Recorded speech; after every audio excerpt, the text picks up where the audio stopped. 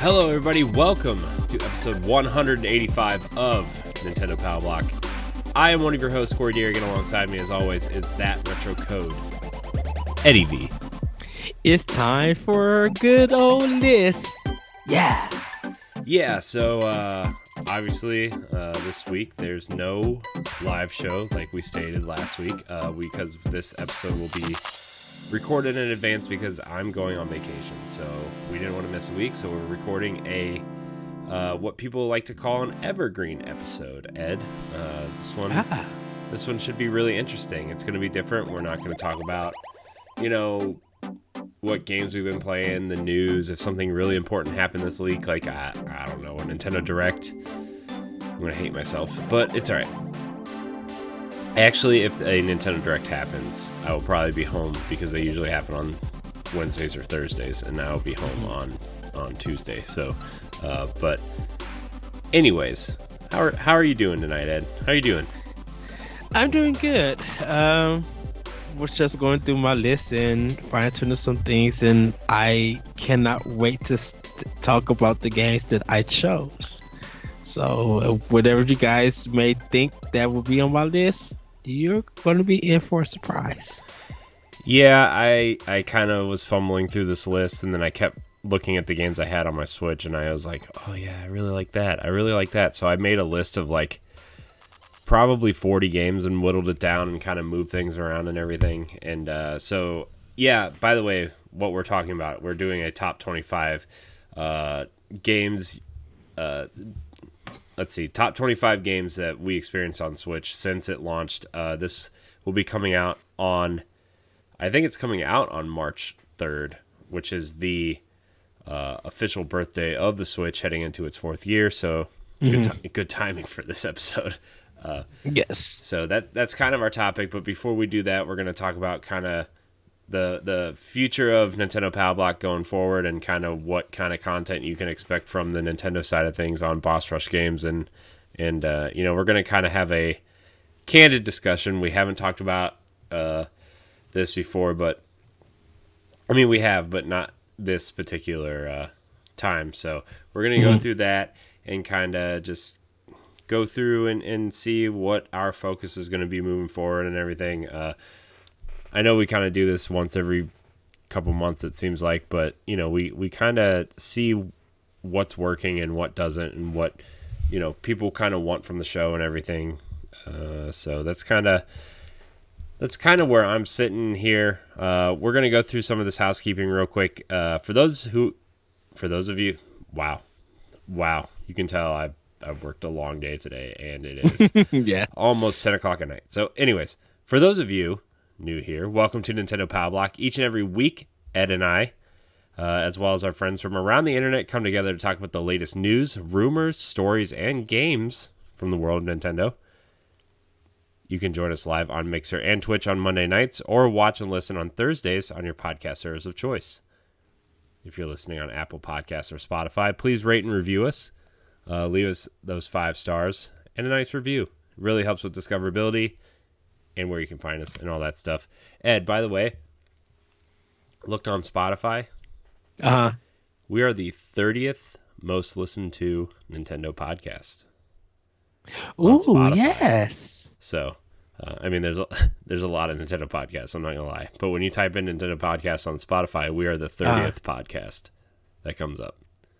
So, oh, nice. I don't know if that means listens or not, but we're the 30th most relevant Nintendo podcast on Spotify. I like to think that means people listen to us, but also, by the way, I think we're going to start moving all of our stuff over to Anchor because, we'll talk about that later. If you're watching on YouTube, please subscribe. Remember, you can subscribe to our family of podcasts on our website at bossrushgames.com/subscribe, or search Boss Rush Games on your podcast service of choice. That includes the Boss Rush podcast, Arsenal X podcast, and of course, Nintendo Power Block. So yeah, Ed, I kind of want to. I was thinking about this, and by the time this episode goes up, it'll be a couple weeks. But I guessed it on the Diggity podcast with Brody and Jeff, and that was a really good time. I really like those guys, and it just kind of felt like sometimes you get guests and you don't know how it's going to go, and then you kind of have guests on your show, and then you kind of go on their show and kind of do the whole rigmarole thing. Yes. Like, I never it's besides the stuff that we do here, like being on a different show, it never felt more natural to get into the flow of the show with them. Yes. Those dudes are really cool, man. And like after the what we did, we recorded like an hour-ish show, maybe a little bit less. I don't know, maybe a little bit more. But we started at like 9:05, and we ended around 10 o'clock, a little bit after 10 o'clock. And then I stayed up talking to them till like 12:30. It was a good time. I can't say enough good things about those guys. They have a good show over there, and you guys should definitely check them out. But after the show, we were kind of talking about, you and I specifically, and then obviously Ray and Jesse.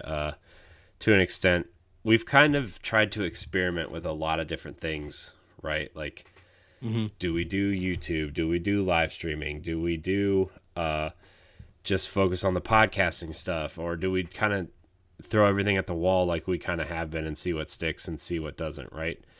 Yes. And like just having a conversation with a different group of people kind of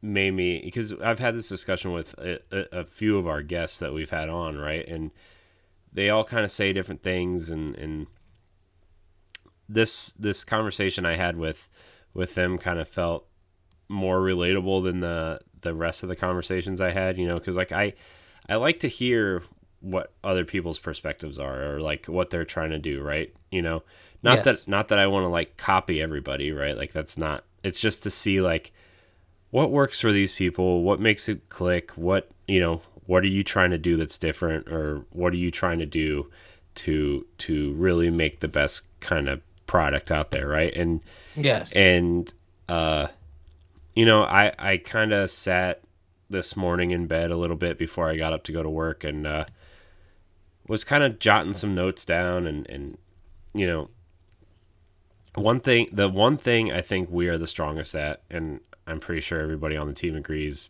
besides Ray because he's such a great streamer, but like podcasting is the thing we do best, right? It's just the thing we do best. And it's something that we're all passionate about and something that we love doing, but we've tried doing some stuff on YouTube, and some of it works and some of it doesn't, right? And some of it hits and some of it doesn't. And we're kind of midway through our pod and play season now, and we're doing the retro game show, which is fun, but like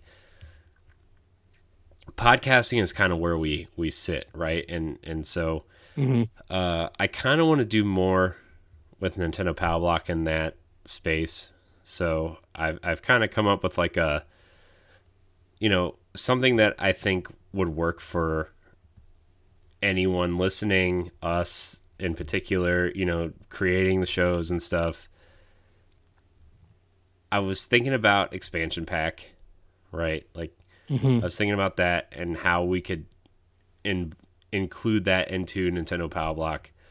I was thinking about the direct recap show, which is, after big Nintendo Direct, we kind of break it down and discuss it in kind of a shorter podcast form. I was thinking about maybe splitting Power Block up and doing it twice a week again, but making them almost shorter episodes. Like maybe one episode will be like the news episode, and then the other episode will be like, oh, this is what we've been playing, this is what we've been enjoying on Switch, that kind of thing. So I don't know, I thought maybe we could just have like a general discussion about that before we head into our top 25 list, because this show is important to both of us, right? And I know Boss Rush is important to both of us, right? But like this part of Boss Rush is like, this is what we've grown with, right? And this is, I think, without being negligent to the rest of it, but I think Nintendo Power Block is kind of what we are both most passionate about through Boss Rush, right? Just like Jesse is most passionate about Arsenal X, right? And Yes. so I kind of want to get your perspective on this. Like, what do you like in terms of like a podcasting perspective, and like, yeah, live shows are like, we're gonna do the shows live, right? Live. Like that's we still want to do that. Like that's our thing. That's what our goal, right? Is to do the shows live. But like, what's your perspective on this? What do you think about it? Well, definitely expansion pack. Some of our Nintendo stuff that we do.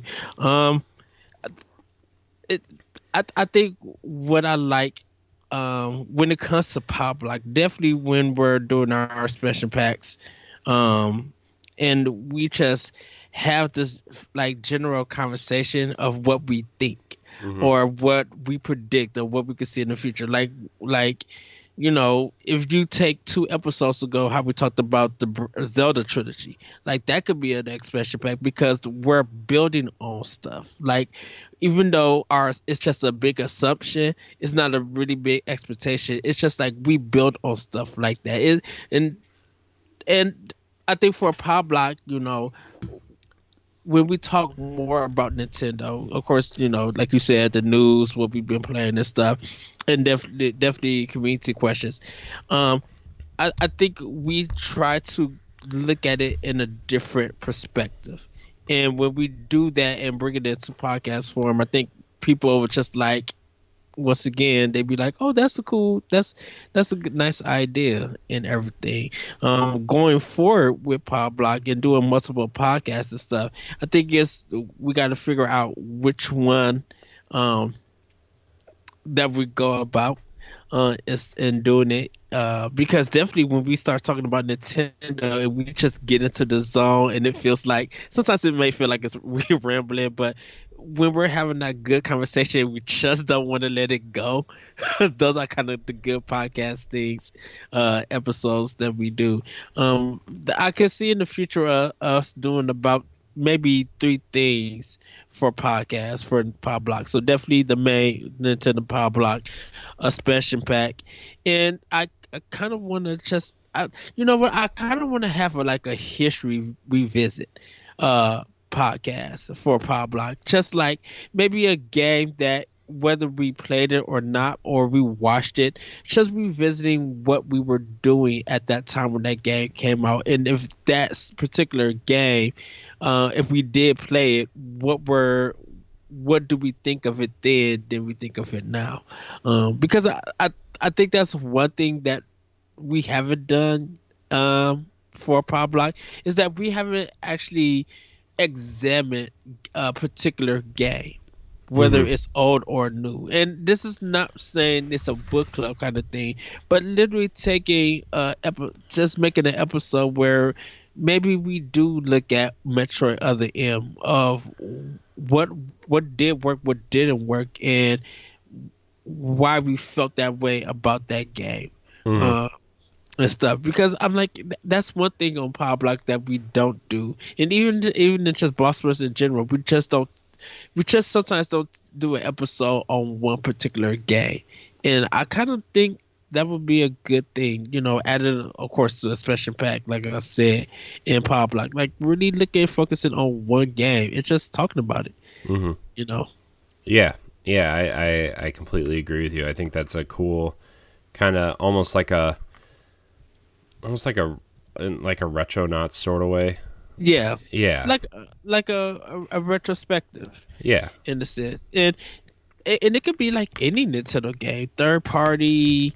I mean, as long as it appears game on a Nintendo platform, we could definitely do that. Like I think, that's a cool idea. I kind of want to do more of that stuff too. I just want to do more within the Power Block space. I think we kind of built Boss Rush into like doing what we're passionate about, and I think Nintendo is what we are both passionate about, right? And yes.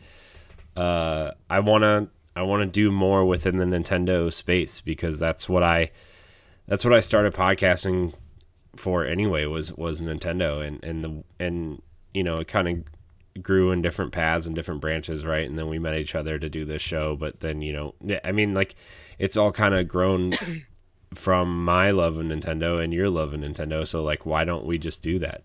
Like, you know what I mean? Like, Yes. and I'm not saying like neglect Boss Rush podcast or Arsenal X or anything either, right? Like, I want to be able to, like, there's nothing stopping, you know, Jesse and Ray from doing the same type of thing for Xbox games, right? Or, you know, having guests on to do the same thing, right? Like, I think that would be a cool way to get guests involved, right? I think that would be a cool way to get devs involved, like, reach out to people and get devs involved, streamers involved, like that kind of thing, you know? Yeah, it's a way to have a natural conversation about Nintendo, and just like we have natural conversations with in Boss Rush and what you guys do for Arsenal X. When you're doing a podcast, one of the best things that you want to achieve is having a natural conversation about something. And me and you, we literally, because we have that love and that affinity for Nintendo, we can have these natural conversations. Yeah, there's going to be times that we disagree about something. It's because we may view certain things differently, but it don't stop our love for Nintendo. And I think in Boss Rush in general, that's what we strive for. Like, we want to make everything feel natural for people to listen to, whether people agree or not. It's a natural opinion that just natural conversations we have, and we're all different. We're all different individuals. And I mean, if we agreed on everything, it would be boring, right? Like, I think that's a lot. Like, honestly, to be honest, like, I think that's one of the bigger problems with the gaming industry in general is, like, there's too many people that seem to have the same opinion, right? Like, yes, like, you know what I mean? Like, I think there's too many people that are scared to, like, maybe not scared, but like, I think they feel like if they say something different than somebody else says, right, that they're gonna get ridiculed for it, right? Like, we have unpopular opinions. Like, there's games out there that people love, right? Like, love that I don't, right? Like, I just don't like The Last of Us or BioShock. Like, I don't care for those games, right? Like, I just don't. right. And you know, there's Nintendo games that I don't care about either, right? It's not like I'm just picking on those games because they're PlayStation games or third party games or games that don't appear on Nintendo, right? Like, I just, there's just games out there that I don't care for, you know, and Right. And the intention is never trying to trash something, even though even though it may sound like it. I think sometimes what we're trying to convey to people is that when we're individuals playing certain games, different games connect to each one of us, and so when we come together to talk about them, we're showcasing what connects to us and what disconnects us to it. You know, yes, we may have an idea of Rockstar, but you know, like, even if they brought all of their stuff to Nintendo Switch, if there's things that don't get fixed for it, me personally, I would still voice my opinion. But I'm glad that they gave that opportunity and that choice for people who want to play their games on a Nintendo console. I'm not going to knock Rockstar for that or anything. So that's part of the natural conversations that we have, and I think on Power Block, you know, on Nintendo Power Block, that's what we've been doing for years, is having that natural conversation. And hopefully in the future, when we do more podcasts and we do hear more guests, because I enjoy hearing different people's opinion about Nintendo and about video games. I enjoy that. Yeah, I mean, there's opinions I've had on the show where, you know, I just, you know, like I don't like the Wii. Like, I think I don't care for the Wii at all, right? Like, I've said that on the show plenty of times. I've said it on other shows plenty of times. Like, I don't care for the Wii at all. There's a couple games on there that I played and I liked or enjoyed or cared about, but like, I don't like the Wii. I don't like the controller. I don't like the Like, just I don't know, man. There's just something about the Wii that I don't care for. I still think there's only two games that use the Wii remote and nunchuck perfectly, right? And that's Wii Sports and that's Pikmin 3 on the Wii U. Like, those are the only two games like I really like the Wii remote and nunchuck for. But like, that doesn't mean that there aren't great games on that console, right? I do plan on I brought my Wii U home and the Wii controllers and everything to play some of these Wii games I never finished, right? Like Mario Galaxy is a game I've never finished and I would really love to finish, right? Like I plan on doing that at some point. And so and oh, sorry, go ahead. ahead. Go ahead. No, I was like, no, I love the Wii, and I have preferred that system kind of over PlayStation 3 and Xbox because I feel like it was giving me something new. Now, some things didn't work out for that system, some things did. But I mean, like for me, that's something that me and you have discussed, and it feels like a natural conversation and everything. Um, you know, so Yeah. No, I know what you're saying. Okay. I just don't really, I just want to expand what Nintendo Power Block means moving forward, right? We're approaching 200 episodes, right? Like, we haven't missed a week since we brought it back, except for, around Christmas time when everybody misses shows, right? Like, we haven't, Yes. I want to do more. Like, we're talking about Patreon and these things, right? Where, those types of things are going to have to come up and these discussions need to happen for that too, right? Even with the other shows, right? And I want to make sure we're doing what we love and doing what we need to do to fulfill that, but also like, let's just talk about Nintendo and like maybe, Nintendo Power Block is obviously our structured show, right? But also like, Yes. let's do something that's unstructured. Let's do something different. Let's do something fun. Let's explore the stupid expansion pack for the Nintendo 64 on an episode, right? Like let's do some weird stuff, and of course like the direct recap stuff is also going to be its own show and everything, right? Like Yes. I do plan on bringing that back. I wanted to do an Animal Crossing one, but maybe we'll get to that. Just to not to be like up to date on it, but just to do like a practice run at a direct recap show, right? Yes. Maybe we'll do the last couple directs just to get back in the groove of doing them, right? And like the Smash one and the Pokemon one that was a couple weeks ago. Maybe we'll just do like quote unquote practice episodes, right, until the next big direct. Which, dude, if that thing happens while I'm on vacation, because I'm leaving, I'm leaving Thursday, right? Mm-hmm. If a direct happens on Thursday, Ed, I'm calling you from the airport and you're recording the Skype video and you will upload that video. Oh, yes. Oh, I would have snacks ready. So If you don't think I would, Corey, I'm gonna be hitting you like crazy. Be No, like, I know. I like it's.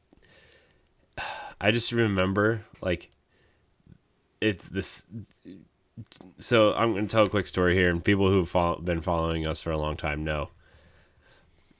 I called you from my honeymoon to talk about the Switch reveal yes, because that happened literally halfway through my honeymoon. yes, To be fair, I did call when my wife was in the shower.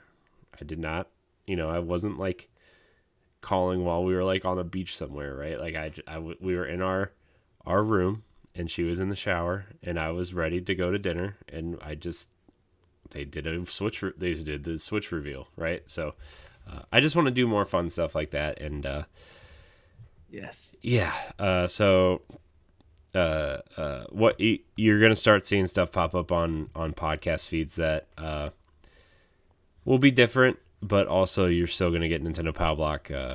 Like we did moved it to Thursdays, and it actually benefited us at least this past week through analytics. At least benefited because I think a lot of people get flooded with podcasts on the weekends, and then they listen to those podcasts throughout the week, and I think Thursday kind of helped us out. So Power Block, I Yes. think, is going to start releasing on Thursdays and kind of be the bookend to the three major podcasts that we do. So, but we'll talk more about that. Obviously, Ed, you and I will talk about it off air. But Yeah. Yeah. yeah, so why don't we get into our top 25 Switch games? This episode is going to be fun. I think like I said, the Switch is coming up on its third birthday, heading into its fourth year of existence on the market. It has sold 53 million units as of this recording in a little under 3 years, which is incredible. And they're probably about to sell more because of Switch Lite and that Animal Dude, Crossing I one. want that pink one. Like, I don't. Everybody is going crazy over it. I like it, but it's not for me. I don't know why. I mean, I like it sitting next to the other colors, right? Like Yes. when you see the pictures of all four of the colors sitting Yes. next to each other, like I love that shot. I'm like, man, I wish I had like one of each of those. You know, I was like, if I was to get a Switch Lite though, it would probably be the yellow one, honestly. Yeah, Uh, yellow was for me. but I like that pink one. Like I really do. Like if my kid was old enough to play games, that would be the one I would get her. I would almost, man. She's almost 2. I started Yeah, when I right. was I was started when I was 3. So you know.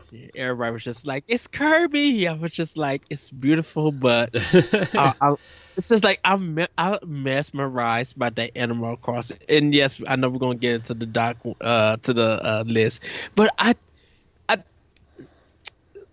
ever since we had that design and they had the rainbow color like lineup, Yeah. and even though not all of them came out, I think with Nintendo consoles, I'm like, if they would just bring out more colors, like if they were going to do their next console, I would love once again just to have at least 3 colors to choose from.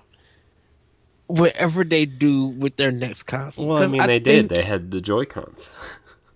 well, yeah, but I'm like, I would love for maybe my actual Switch or something to be white or orange on the outside, or just some like customizable color, or give me the red that they have when they do the Switch logos every Yeah. time. Like I would love to have that for my actual console, and then be able to customize and build from there.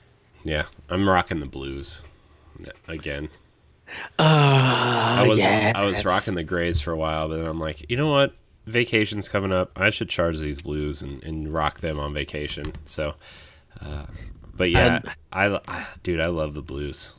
I may just splurge tomorrow and just go get some Joy-Cons. I'm worried about the Joy-Con drift, so I think I'm about to maybe do a refresh in the next couple months of just trade in the grays and the blues and get just new sets of gray and blue, you know. Yeah. I just feel like that's going to happen sooner than later, and it better not happen on vacation. That's all I have to say. But yeah, we're going to go over our top 25 Switch games. These aren't necessarily the best games on Switch. These are our favorite games on Switch that have come out in the last 3 years, I guess. And I have a list of 5 honorable mentions that didn't quite make the cut, but games that I think still deserve the shout out. Of course, there are games that there are so many games on Switch that like I just feel like there's never going to be enough room for every game you think deserves to be on the list, right? So Yes. I'm sure we have a bunch of the same games on our list, but I hope there's enough differences that we cover the ones that I feel really bad not adding to the list, because there are a few that I feel bad not adding to my list that I think deserve it, but I also like these games are better to me, you know. So so I'm gonna name my 5 honorable mentions, and Ed, you can run through a few of your honorable mentions, and then I listed mine in order of 25 to 1. You know, like I listed them. These are the top games I think on Switch that I enjoyed the most. So I guess here we go. Here's the top 25 games that I think you should play on Switch right now. Obviously, honorable mentions first. The first 5, Snipper Clips, Cut It Out Together, a $20 game, the puzzle game published by Nintendo. There's a physical edition that comes with extra puzzles and stuff, which I think you can buy the expansion for $10. Just a really fun co-op puzzle game that really will challenge your relationship with whoever you are playing with. You'll laugh, you'll do things just to mess each other up because you think it's funny, but then like you get really into it and you're trying really hard to solve these puzzles. Basically what it is you cut shapes out of the character, right? They're paper characters, and you cut each character into shapes to solve the puzzle. And this game should have been the packing game for Nintendo Switch. Yes. It was besides Zelda, this was the best launch game for Switch, without a doubt. Snipper Clips, Axiom Verge, the Metroid style game that made by Tom Happ, and I love this game. And Axiom Verge 2 is coming out this year, and I can't wait. I still want to go through and finish this on Switch. It's definitely got the original Metroid vibe. It's got the awesome music, awesome art style, cool graphics and everything. Like the weapons are cool, the enemies are very Metroid-y. So it's kind of like Metroid meets the Matrix almost, in a sense, is what it feels like. So definitely want to give that a shout out. Luigi's Mansion 3. I still think the controls are kind of bad, but the game is so charming and so wonderful that, like, Yes. you know, I want to force myself to play through it because of how charming the you know, it just oozes charm, right? And the characters, and Toad driving the bus to the hotel, and like Luigi reading the book in bed with the ghost dog and everything. Like it's so charming that Yes. I think it deserves that. Donkey Kong Country Tropical Freeze, I think, is I think that this new Donkey Kong Country series that Retro was doing is really fun. It's really clever. It's really hard. And I think if you miss this game on Wii U, you should definitely play it on Switch. It's definitely, it's got an easy mode with Funky Kong and everything. So it's definitely really cool. And then the last one, Ed, I know you're going to roll your eyes, but I don't care. I had a lot of fun with this when it came to Switch. And I still boot it up on Switch from time to time, especially now because of what they just added to the game. Fortnite. I think Fortnite does a lot of interesting and unique things, and I know, like, when PUBG came out, they kind of turned what Fortnite originally was into what PUBG was, right? And kind of took their own spin on it, but like the art style is really fun. I think the shooting mechanics are pretty decent. I think the character designs are fun. I think the costumes are fun. I think the things they do with the map and the events they do are super cool. I think the Battle Pass obviously changed the game in a lot of games, right? Like Call of Duty's doing it, Destiny's doing it, Apex is doing it. Yes. I think Fortnite does a lot of smart things, a lot of unique things, and I know people like to hate on it because it's popular, but again, I think Fortnite has the Call of Duty syndrome, right? Where Call of Duty is so popular and so polished that it's hard to change things up, but I think Fortnite is doing something really interesting and unique, and you bet I'm going to buy that Battle Pass to get that Deadpool skin. Just to have it. Is it live now? Yep, it just went live today on Switch. It just went live today, so Okay.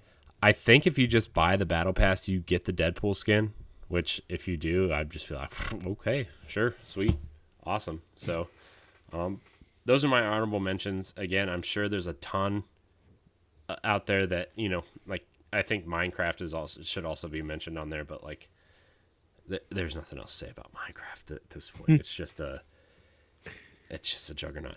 You know what? I was listening to a podcast the other day, just to go off on a tangent, and people were talking about Fortnite and Minecraft and how popular they are, and they're like, "Yeah, you can really measure the decades at how what game, like the most influential and most popular game was.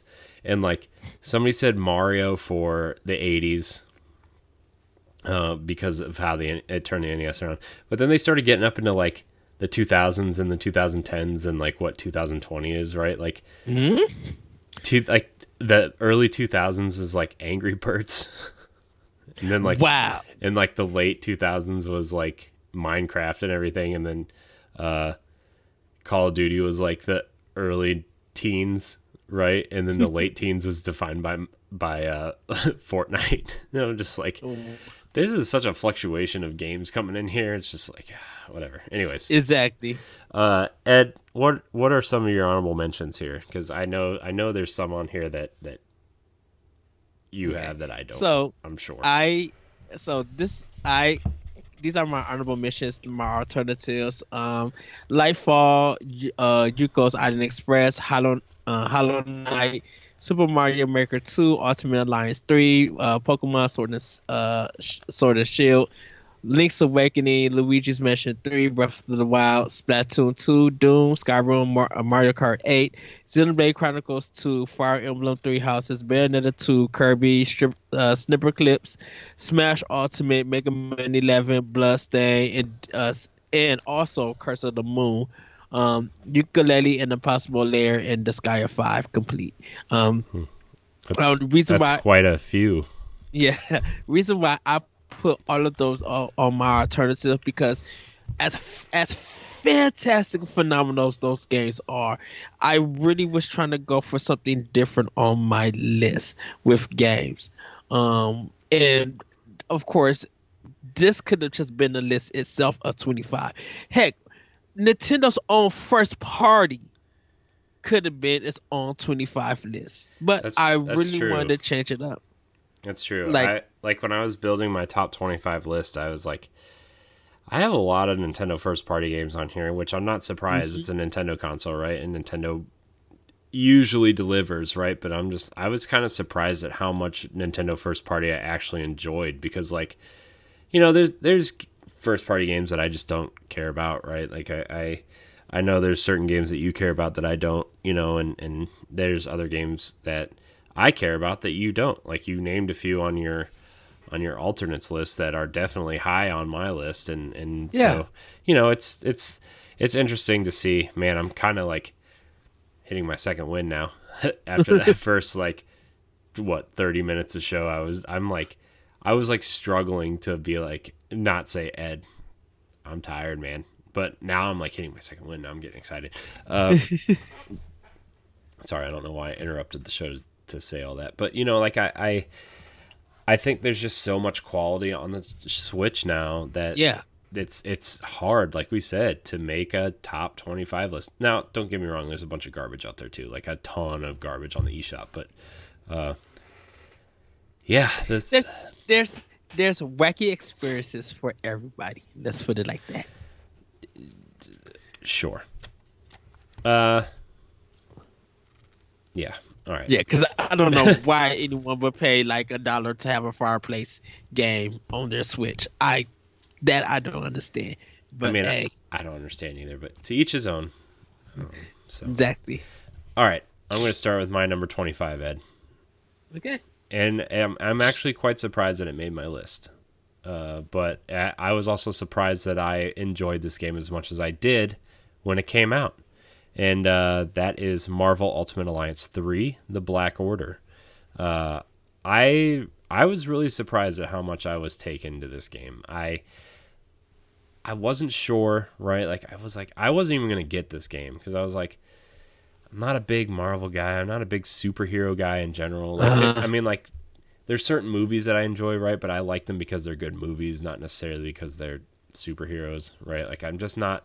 Yes. I'm not the superhero guy, and I kind of feel bad because I'm beyond Secret Friends United soon, and I'm catching up on their last 2 episodes because I haven't gotten to them yet, and I'm like, okay, good. They're talking about other things besides what issue Spider-Man Charlie's on this week. You know what I mean? But they were talking about Indiana Jones this past week, and I'm like, I wish I was on that episode because I can't wait for some Indiana Jones 5. I don't care how terrible it is. But I liked the gameplay. I thought the switching between the different characters was intuitive and fun, and building teams that serve different purposes, and watching different characters work well with others, and finding the healers, finding the ranged characters, finding the up close and personal characters, like really building and fleshing out a team that you really enjoyed playing as was fun. And Yes. and testing out new characters as you unlock them was really fun also. And playing with the X-Men, with the Avengers, with the Guardians, right? Like it was so cool to finally see those characters back together in a game. And because we haven't seen it since the last Marvel Ultimate Alliance, right? Because of the way like licenses are working, and who owns what license, who owns what characters, that's why, in the movie stuff, like Spider-Man's always separate from everything, and Fox owned the X-Men, which couldn't be part, like it was just like a mess of licensing issues. And to see them all come together, and Nintendo kind of, and Team Ninja kind of produce a nice action game was just fun. And it was weird on how the game got revealed, because we knew there was going to be a Marvel Adventure game coming out, and everybody was like, where's the Switch version? Yeah. And there was no mention of that. And then at the Game Awards, we're seeing... I was joking with you. I was like, this looks like the phone game. And then we were like, what if it's Ultimate Alliance 3? Like, just joking. We were literally just joking. You can go watch the playback of that. We were literally just joking. And it was Marvel Ultimate Alliance 3, and we were like, what? It's a Nintendo Switch exclusive? That's crazy. It's so crazy. Marvel Ultimate Alliance 3 is my number 25. I am quite shocked that it is on my list at all. But yes. Yeah. So what's your 25, Ed? Okay, so I kind of did mine differently, but it is part of the 25. I kind of put my games in the years that they came out. So my number 25 is ARMS. This game came out in 2017, one of Nintendo's new IP. And, this Punch-Out meets Street Fighter, like, phenomenal kind of game. Like it really took over social media, and people really loved the characters and the designs, and people were like choosing who they was going to be.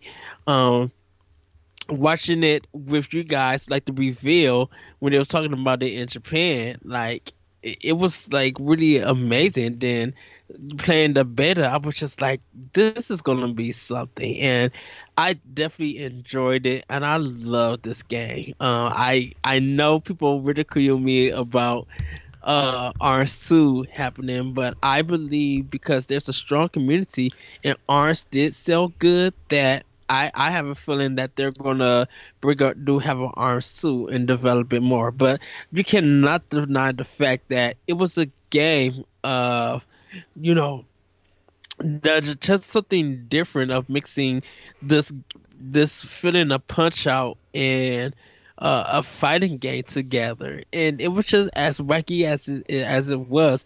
It was really cool to see the characters and their special moves and how they fight and everything, because people really love the cast. Like it's a really strong cast, and the artwork is just beautiful, and the music people also enjoy. People was just like, they love the theme song to ARMS and stuff. ARMS had a bumping soundtrack. And you kind of could see some of the ARMS lettering in our Boss Rush podcast font, in a sense. Like when ARMS, it's a little bit when they was first showing ARMS. Just the fun, not the colors, not the style. It looks different, of course. They're different and stuff. But if you look at it, you'd be like, oh, I can see that a little bit. But yeah, my number 25 is ARMS, and hopefully people who are buying the Switch, or definitely a Switch, not so much a Switch Lite, If you're getting the Switch, I do advise to get ARMS and play with the Joy-Cons. Like, get your workout on. Trust me, it's fun feeling like you deck somebody with a Joy-Con. I still vow that they should have had Little Mac as a DLC character in that game. Yes. I mean, obviously it's not a Punch-Out game, but he's clearly like an icon, and I thought, so. All right, Ed, I'm moving on to my 24.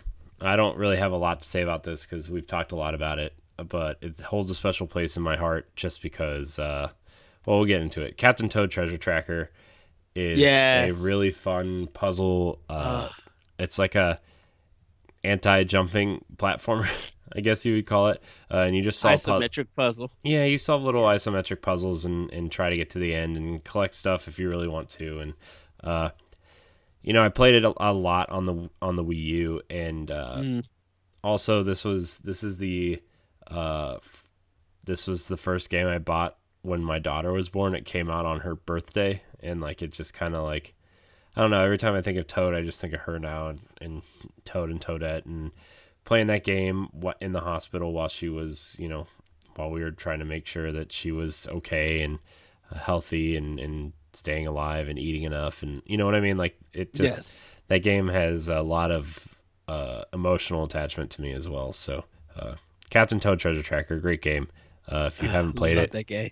Definitely worth the $39 it is now. So yeah.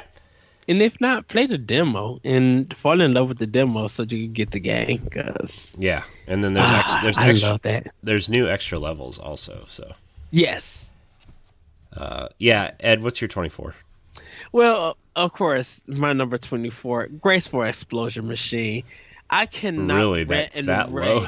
Oh wait, you're doing it in year low. You're doing it in year order. Okay, never mind. Yeah, sorry. But it is 24.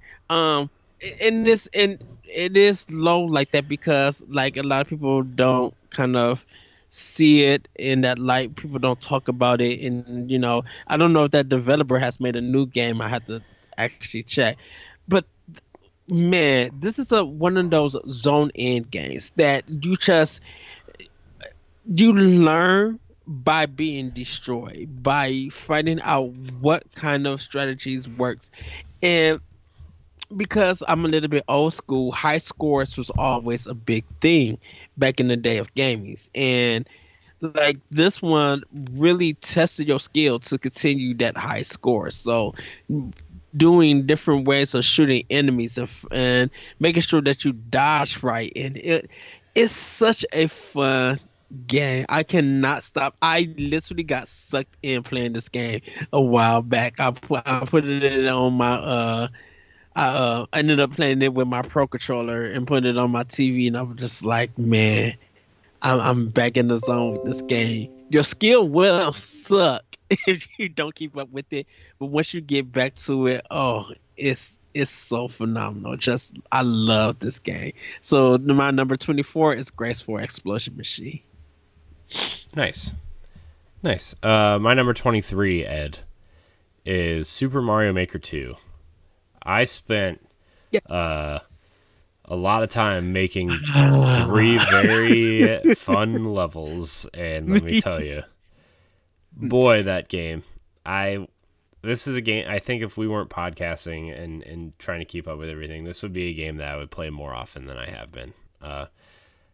I like how, as somebody who didn't get into the first game, and I know people, this game seems to be split between people who spent a lot of time with the first game and the dual screen setup of the Wii U and that kind of thing. And then people who didn't and moved on to this, right? Really like this version. I don't know. I have a stylus that I used and I thought it was perfectly fine. I thought it was pretty intuitive. I think moving the blocks around and creating levels was really fun. Switching between the art styles and creating unique levels based on what style of Mario game you're making is really fun. Trolling you was the best part of making you play these really crappy levels that I made. It was awesome. It was so good. I love just like, your levels suck. These aren't Nintendo levels. I'm like, no crap. These are my levels. So I made it through your levels. I was just I know like, you did. You're the only one who made it through all three of my levels. So, but I threw some. I think I threw some interesting things in there, but I also threw a bunch of stuff in there that was just like really cheap. yes, that is so true. Like I Uh, just remember this one underground level I made where like you have to go through and you have to like dodge all this fire and stuff, and you need to get the mushroom to kind of survive and jump up through so you can turn little again. And then once you get up, like once you finally figure that out and get up through like the flipping blocks or whatever, once you jump up there, if you jump up there the first time, there's like a hammer bro that falls on you. And if you you just you was just thinking of everything just to destroy people and get them mad. I mean, I still think the last level I made was pretty. It wasn't as bad as the first two, right? The first two, I It was just wasn't. like, No. let's just throw everything out there and make people really angry for doing the wrong things. But then I kind of I found a level design that I think worked for what I wanted to do, and that was like I was like creating mazes and tunnel, like a warp pipe tunnels and stuff, like I thought was a really cool thing to try to navigate yourself through the world and come overcome little obstacles, but it was more about choosing the right path and getting done on time, instead of Yes. really dying by BS ways.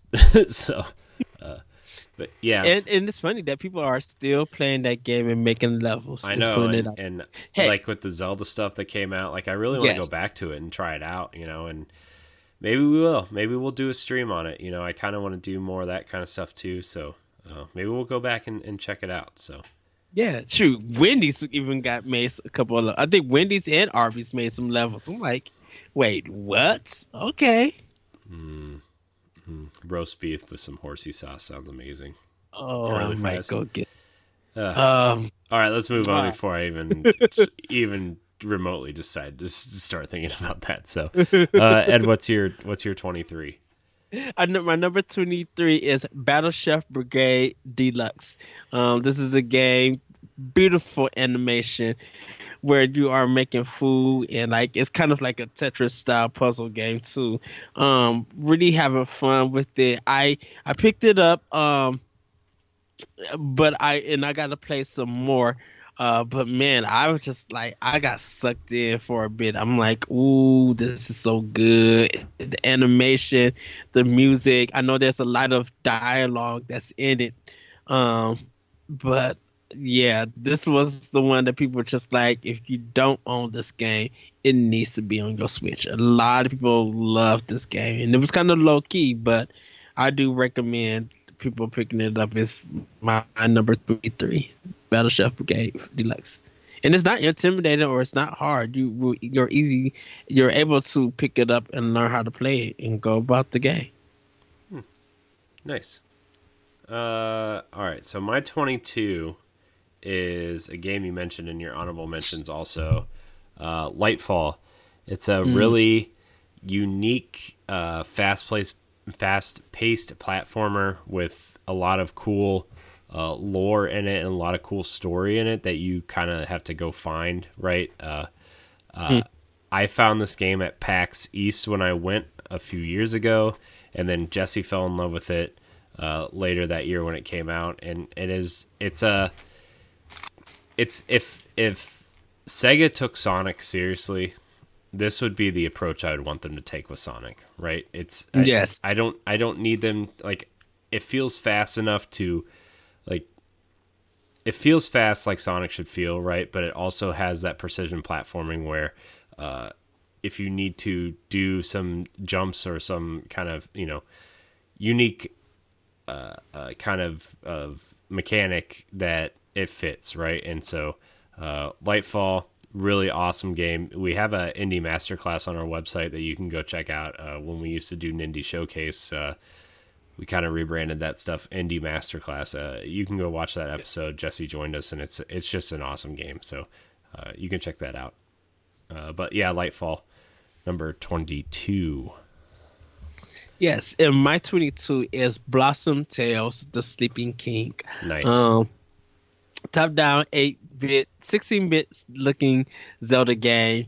It's a little bit floaty and freeforming than Zelda, but it's very comedic. The writing is super funny, and it's a really good game. It's not that expensive. It's really cheap.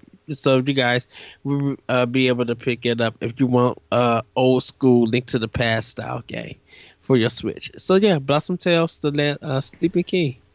Awesome. Number 21, a game that originally came out for PlayStation 2 that I absolutely loved then, and it's a game that I want to get back to more and really explore with it.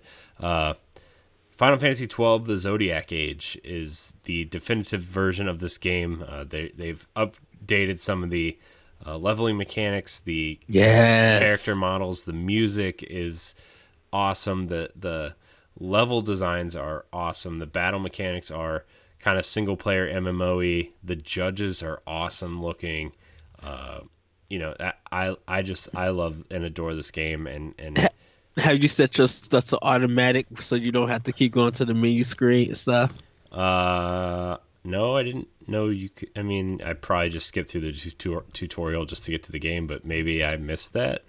If you're still in the beginning, you haven't gotten to it yet, but when they'll teach you some things and they'll get to the point where you can set your players to do stuff automatically, and then you can just go start fighting monsters, and because it's gonna be a long adventure, and that can save you time and everything.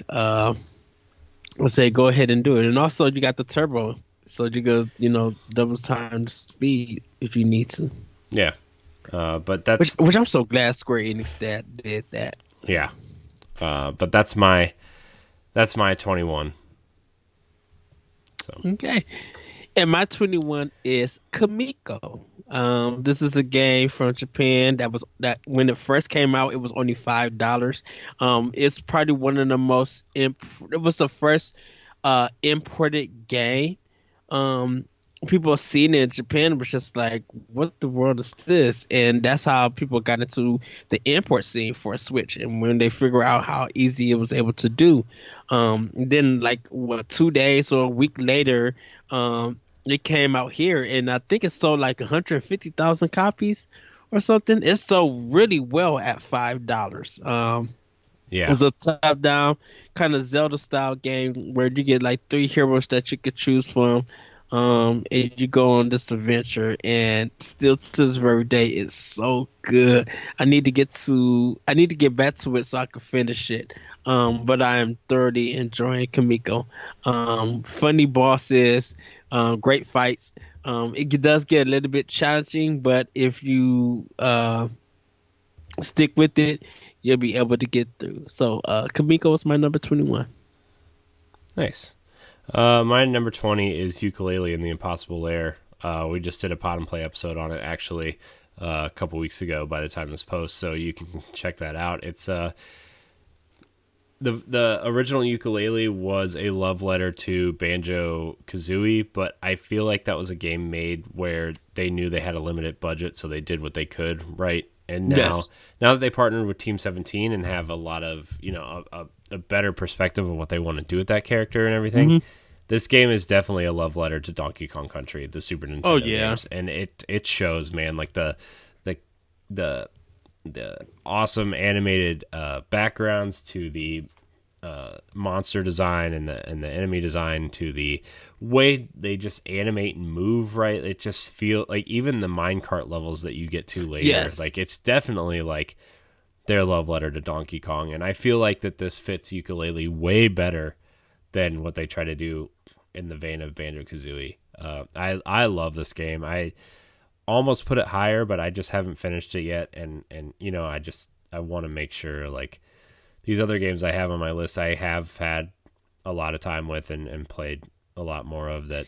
They deserve to be higher too. So, I mean, it's like I said, this list was really hard to make, and this game is one of my favorite games on the Switch. So, but yeah, Yooka-Laylee and the Impossible Lair Platonic games just knocked it out of the park for sure.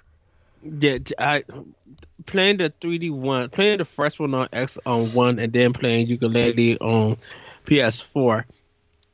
Just the switch between those two games, I'm like, man, you can really tell the difference, and you get sucked in. I know I've been using that a lot, but you really do want to play more and more and more, and then go back and look for the coins that you missed in that game, so that you can have enough coins to get further on to progress. Yeah, Ukulele, great choice, Corey. Great choice. I love that. I love that game too. And like just like there's just enough writing in it to make like there's just enough humor in it to where it doesn't go too Yes. far and it hits the jokes at the right moments and everything. Like it's just good. I highly recommend it. I think it's only is it $30, I think. Yeah, 30. But some people could catch a sale and get it like for 20. So just Yeah, I think I got it when it was on sale for $20. So, yeah. but Okay. My number 20 is Fire Emblem Warriors. This is part of the Warrior series. It's a little different than Hyrule Warriors, but um, I mean it's I it's almost more real-time Fire Emblem at that point, yes, which is cool. yes, yes. A lot of hack and slashing. Um, I'm trying to get further into the game. I really got to focus on my objective. I think that's the one thing that's hard to do is like really keep track of what you're supposed to do because you're so busy fighting and running around. Some places are blocked off, so you got to do certain tasks in order to get through it. But Fire Emblem Warriors was a really great game, a really great idea, and kind of fitting for it. Um, for that genre for Corey Tecmo. So yeah, my number 20 is Fire Emblem Warriors. Nice. My number 19 is Super Meat Boy. It's a indie game that came out in like 2014 or 15, I want to Hmm. say. But it came to Switch in 2018, I think. It's just a really fun, stupid platformer that each level is only about 7 or 8 seconds, but like the whole point is to speed through the level and get Hmm. 100% it and get the band-aid and get to the end within the time limit and get the perfect score on the level and it's just such a fun game and every time it's got that Tony Hawk's Pro Skater feel to it where like like a Trials feel to it where like you could just restart the level instantly and the fun thing about the game too is like every time you beat a level or every time you fail, like it records that. So like every time you beat a level, every time it goes back and shows you the replay of every time you die, but all at once. So like you'll see if you die 100 times in a level, you will see your run 100 times, and 99 of them will be your deaths at the same time. It's hilarious. So Super Meat Boy is just so much fun. I think it's only $10 or $15 now. It's so fun, man. It's funny too. I love Meat It, Boy's design. Like I love his character design. yeah, Oh, and his that like the way he emotes and animates and stuff. It's awesome. Please buy Super Meat Boy. It's so much fun. it's weird because I hold Super Meat Boy and M plus plus like on the same pedestal, Mm-hmm. on the same level. Mm-hmm.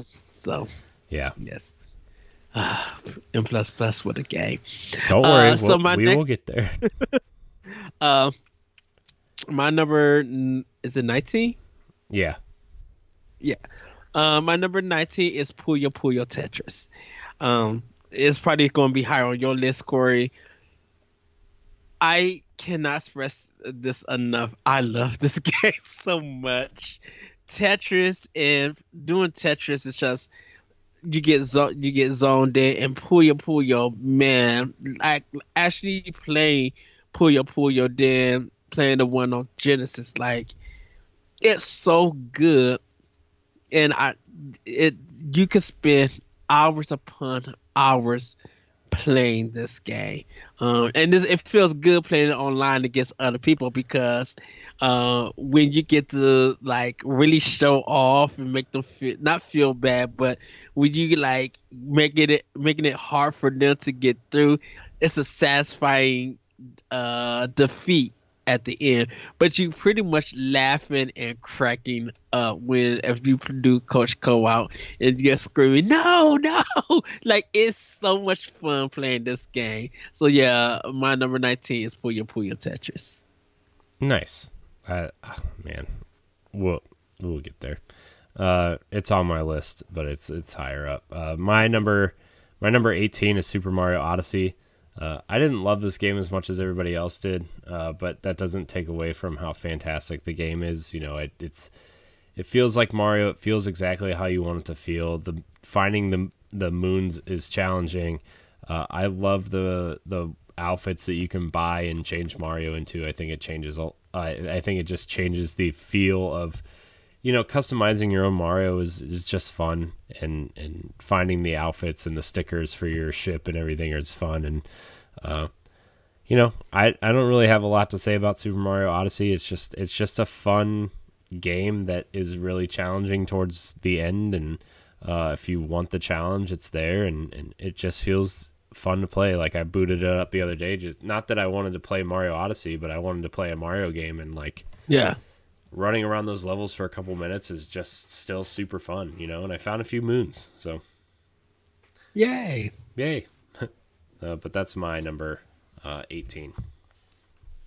Okay, so my number 18. So we talked about Lightfall. We talked about Corey says Super Mario Odyssey. We talked about Yooka-Laylee and Impossible Lair. Of course, without a shadow of doubt, this game has to be on the list. None other than Rayman Legends. Even though, yes, it's on other consoles, great platforming. The music levels are the bomb, dude. I have so much fun in the music levels. I always look forward to doing that. I wonder if we'll get a new Rayman game in the next couple years, because like Rayman Legacy has been rumored for a little bit, which would be the third. Yeah. I wish we would get an Origins definitive edition on Switch. Oh yes, because like I almost argue that Origins is almost like a better platformer than Legends, even though Legends has a lot of cool new unique stuff. Like the music levels in Legends are awesome, right? But like I almost like Origins simplicity a little bit more, you know. But anyway, that's just a preference thing. Continue. No, I just love Rayman for Smash. Rayman Legends. Yes, definitive edition.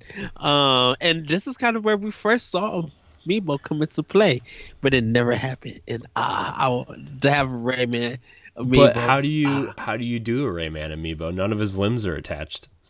Does it just come with all of his body parts in a box, and you just kind of have to figure it out? I don't know.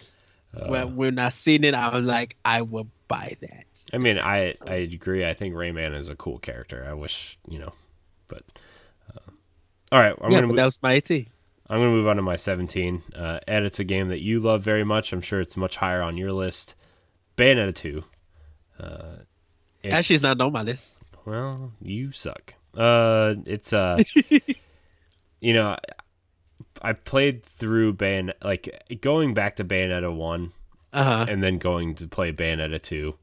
Like, you can definitely see the budget Sega gave them versus the budget Nintendo gave them, right? Like, we talk about that all the time, where like even graphically how tight the controls are, the level designs, like everything is just better in Bayonetta 2, and I think Nintendo has a lot to do with that.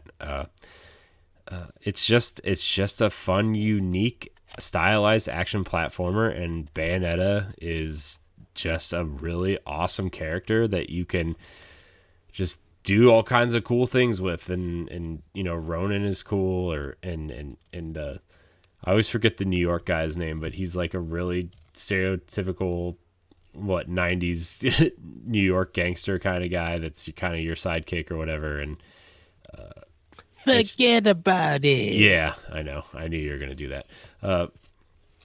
And like that opening scene where you're fighting on the plains, and like the you know, the angels and the whatever are chasing you on their horses or whatever, and like, it's just a cool opening scene, right? Like that's how you want a game to open. It kind of reminded me of not in the same way, but in a similar way of God of War 2's Colossus fight, where they kind of open with this Yeah. epic battle, right? And it's just Bayonetta 2, man. Play it, please. It's so fun.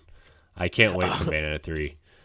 Yes. I told this story many a times, but I actually thanked Platinum when they came up with the demo for Bayonetta, and just really thanked them that they made this. And that I was definitely buying the game on day one. Like people still had playthroughs of the demo on their Wii U's. So having this come out for Switch, oh yeah, double pack. I like how it's already sold like double what it sold on Wii U. Or almost, Yeah. I think it's almost at triple now. But like, I remember within the first month and a half, it outsold what it sold entirely on the Wii U, and then it just kept selling. So Yeah, and for a lot of people, it was their game of the year when yeah, it came out. yeah. I mean, No. it's a good game. I mean, it should be. So yeah, but Yes. that's my number 17. Okay. And my number 17 is Octopath Traveler. Role playing game by Square Enix.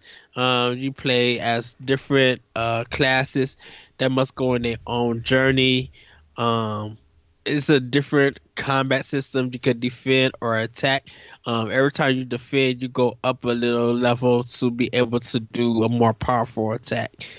So this is different than Chrono Cross, but it kind of has that idea of it. And man, playing the demo and like getting the game and just playing each of their stories, and you being the 8 travelers coming together to fight. It's a grind in a sense, but man, just beautiful sprite work, great voice acting, and yeah, this is a game that really showcased where Square Enix makes something original for Nintendo, and it works. Like it's not anything. It's not too flashy, and like I said, the cover art definitely for the box version for this game. I want a poster for it. Like that's super beautiful. So yeah, my number 17, Octopath Traveler, and yeah, and if you guys got a PC, you can play it there too. Awesome. Yeah, it's such a like remember when it was revealed when we were doing the watch along for the Yes. Switch reveal, and they kind of revealed Project Octopath Traveler, and it was that 2D HD that they kind of coined that term, and seeing the sprite work kind of pop up off the screen like a pop-up book, and seeing like I just remember us really watching that, and it was awesome, and I feel like I fell off that game a lot harder than I wanted to. Maybe it wasn't the game I quite wanted it to be, but it's such a unique kind of experience. And if you're into old school RPGs in this really cool art style, and each kind of character having their own unique kind of battle system type commands, is really you should watch it, or you should play it. It's just it's awesome. So Yes. yeah. Okay. So my number 16 is a game that I spent 12 to 15 hours on Xbox when it came to Game Pass.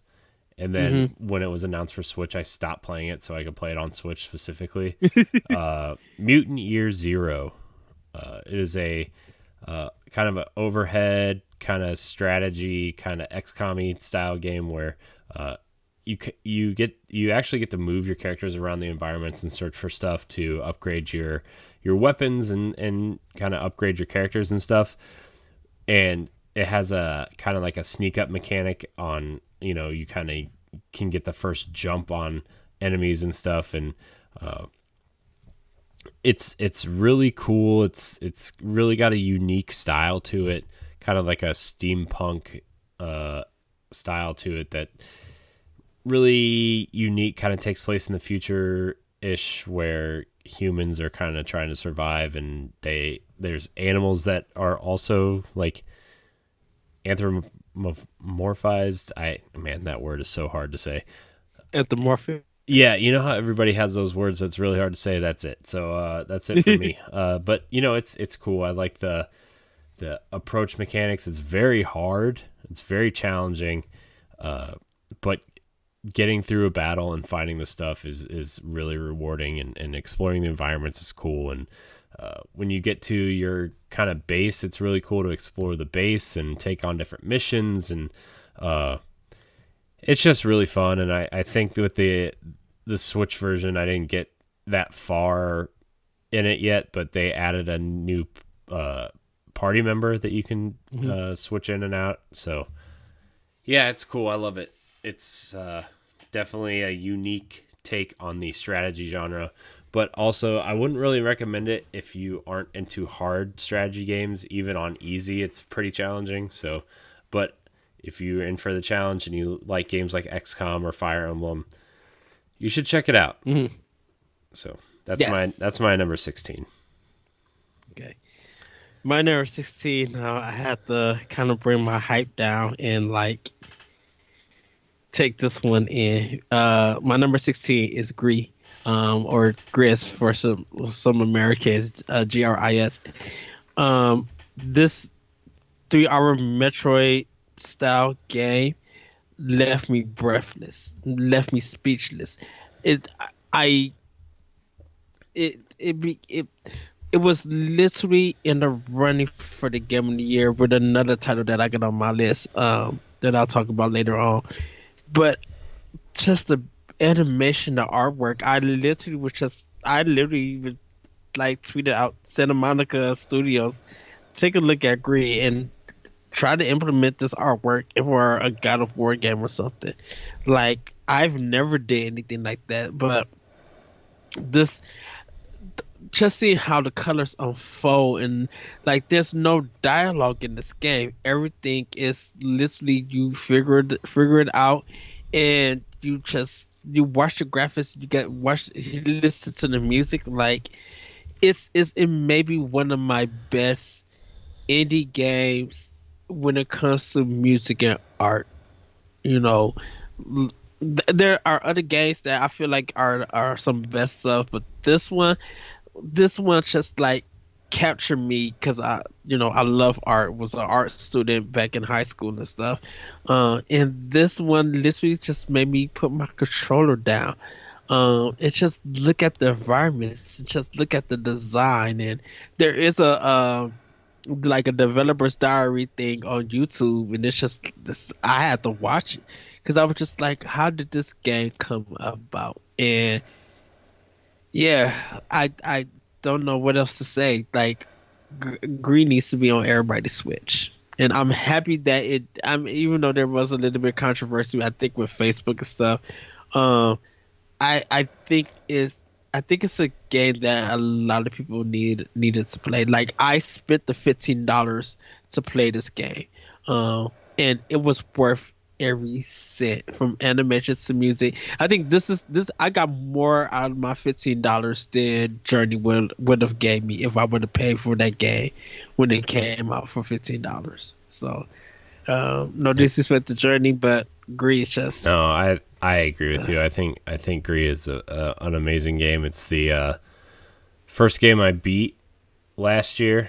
I took so many screenshots of that game. I love the way it looks. I love the kind of pen and paper mixed with watercolor feel to it. Like yes, I mean, you and I talk about art a lot, and I took a lot of art in high school. I went to college for art stuff, and like I love it, man. It maybe it didn't play as well as other games, or didn't do certain things as well as other games, but it definitely hit all the right buttons for me.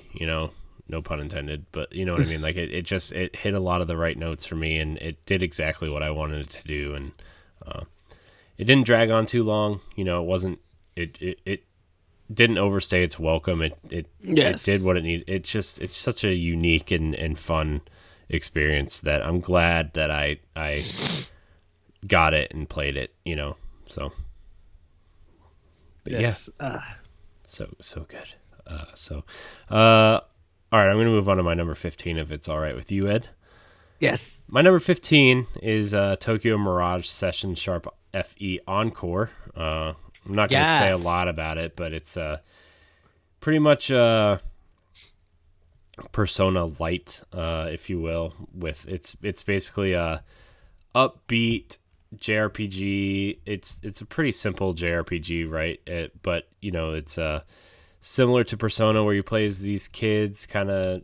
I think they're a little bit older than high school, and it revolves around the girl wanting to be a pop star like her sister, and you kind of get sucked into these idol spheres where you learn about your performas, which are, the turn out to be Fire Emblem characters that are attached to each character, and you kind of learn their move sets and chain attacks and that kind of stuff. It's a pretty simple JRPG, but it's got a lot of heart. It's got a lot of upbeat attitude to it, and it's got some really awesome music.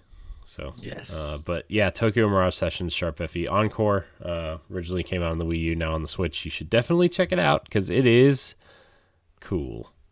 Yes.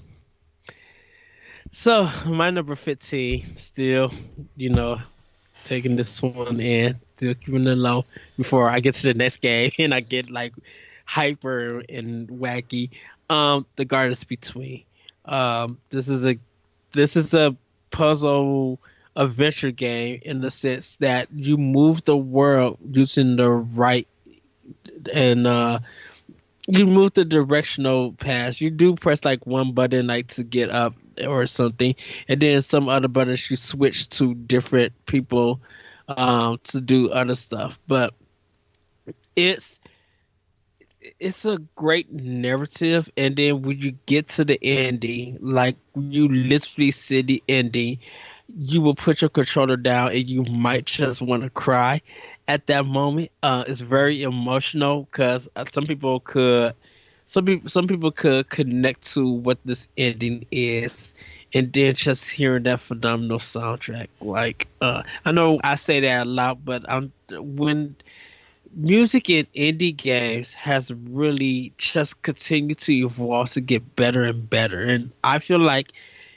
they are on the level of being on close to Nintendo. Not memorable music like Mario is, but it's just like this is some quality music, and people will want that soundtrack. And the Gardens Between soundtrack and just the game itself, I didn't expect what I was getting until I think I took 2 or 3 days to play it. It's not too long, but when I took time to like get to the end into this game, like I said, I put the controller down and I literally wanted to cry. But I was just so much in awe just seeing what this game had to offer. So without a shadow of a doubt, the Gardens Between. It's my number 15. Yeah, really pretty aesthetically pleasing game, and a lot of awesome music that you could, if you just turned it on without playing the game, you could probably fall asleep to it. It's just really nice. So going the opposite direction with my number 14, though, Ed. Complete opposite direction. One of my favorite franchises. Something I know you don't care for, but it's okay. TV show I love. Got a set of RPGs. South Park: The Fractured Butthole. And South Park: The Stick of Truth. I kind of like almost see them as one Put it game. together. Yeah, you can get them both right now for like $23 as a bundle, which is a steal. If you like South Park at all, you should definitely try to play these games. They're good games. Yeah, they're little Paper Mario-esque, just kind of RPGs. Well, Fractured Butthole's more of a grid-based tactical RPG, but Yes.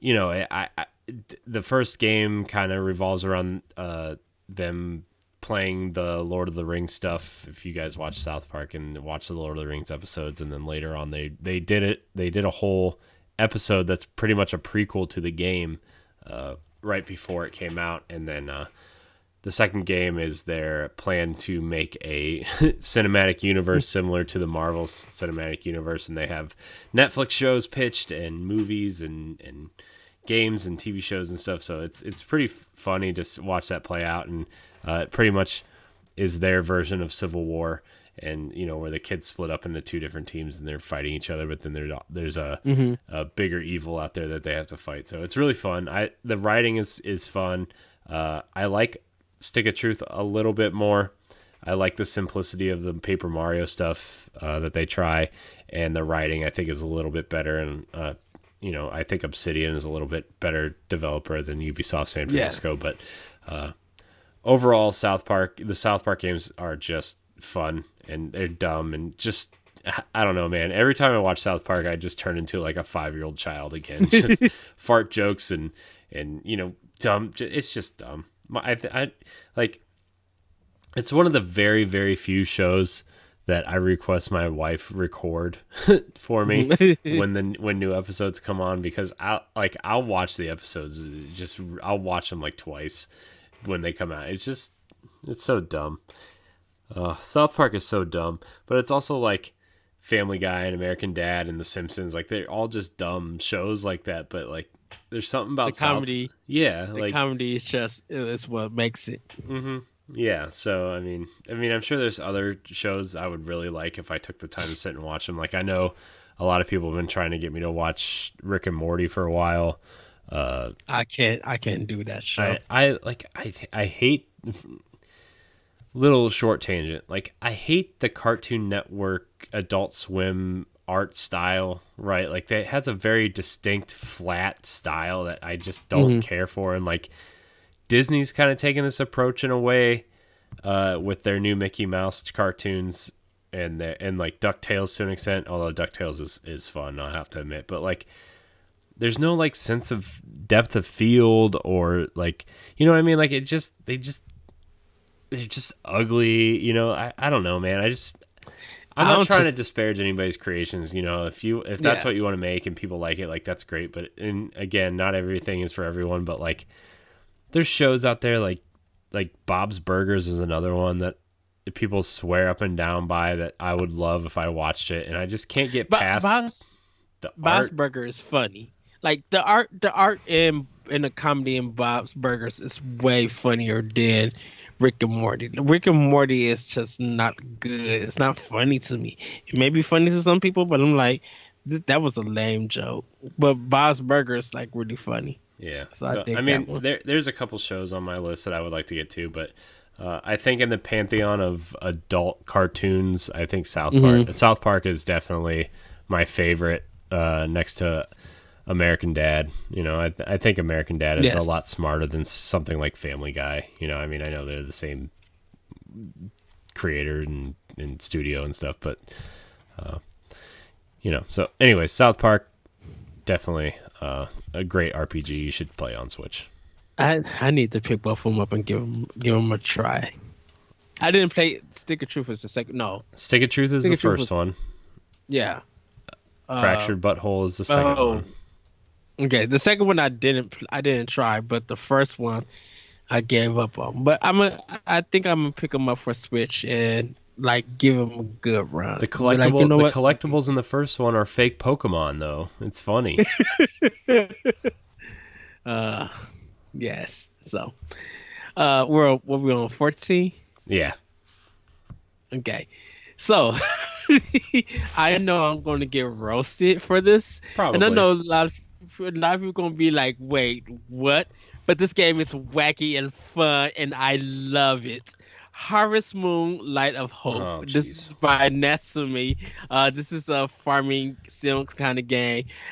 If you look back on my Facebook page, and I think a little bit back on my page and my Twitter page, I have pictures that I have taken of this game with some of the dialogue and the facial expressions, and I love this game. I got sucked into it again. Sorry, everybody. But I really love playing this game. I literally was farming. And during my season, that one that came out for Switch, I need to pick that one up. It's still in the same range of the Harvest Moon games. But there is so fun. I didn't know how I was going to be addicted. Like, on my days off, I was putting my Switch in my dock. Because I was playing it like off dock when I was at work. Put it in my dock, cut it on and just experience the game. Like for having a whole day trying to meet goals and get my farm looking ready. And it's just like I love this game. Um, I have Stardew Valley on Xbox One, but I feel like Harvest Moon it was better than Stardew Valley. I don't know, and it's me. Um, but yeah, I, my number 14, Harvest Moon, Light of Hope. It's a wacky dude. I I mean, don't. Stardew Valley isn't exactly a game that I couldn't get into it either. Like, I don't get it, man. I don't know. I just don't get it. Yeah, I but mean, I guess I get it, but I don't get it. see, and I've always wanted to try Harvest Moon, and I've this is my first one, and I must have took capture shots like crazy and laughed about the whole thing. Like I love this Japanese game, and it's so fun. And there's still more that I got to do. I got to return to it, and get my crops and get my farm up and ready. But I really do enjoy Harvest Moon, Light of Hope. And you guys, if you can find it cheap, or if you're willing to give that game a try, you would not be disappointed. So yeah, and if also if you don't care for it, but try the Doraemon season one. They say that one was really good too. If you're into it, games like that. Mm-hmm. Yeah. Well, Yes. my number 13, Ed, is a little strategy game. There's a lot of strategy games on my list. I'm not gonna lie. A little strategy game called Valkyria Chronicles 4. Uh, Game that I still need to buy. and I would actually throw. On my Oh, sorry. What'd you say? no, I just need to go buy the physical copy. Like I was thinking of getting it digitally, but I'm just like I would spend the money to get the physical. I really want to play this game so bad, and I never think of it when I go to Best Buy. Yeah, it's dude, I think you can get it digitally for like $20 now. I would even throw the first game in here.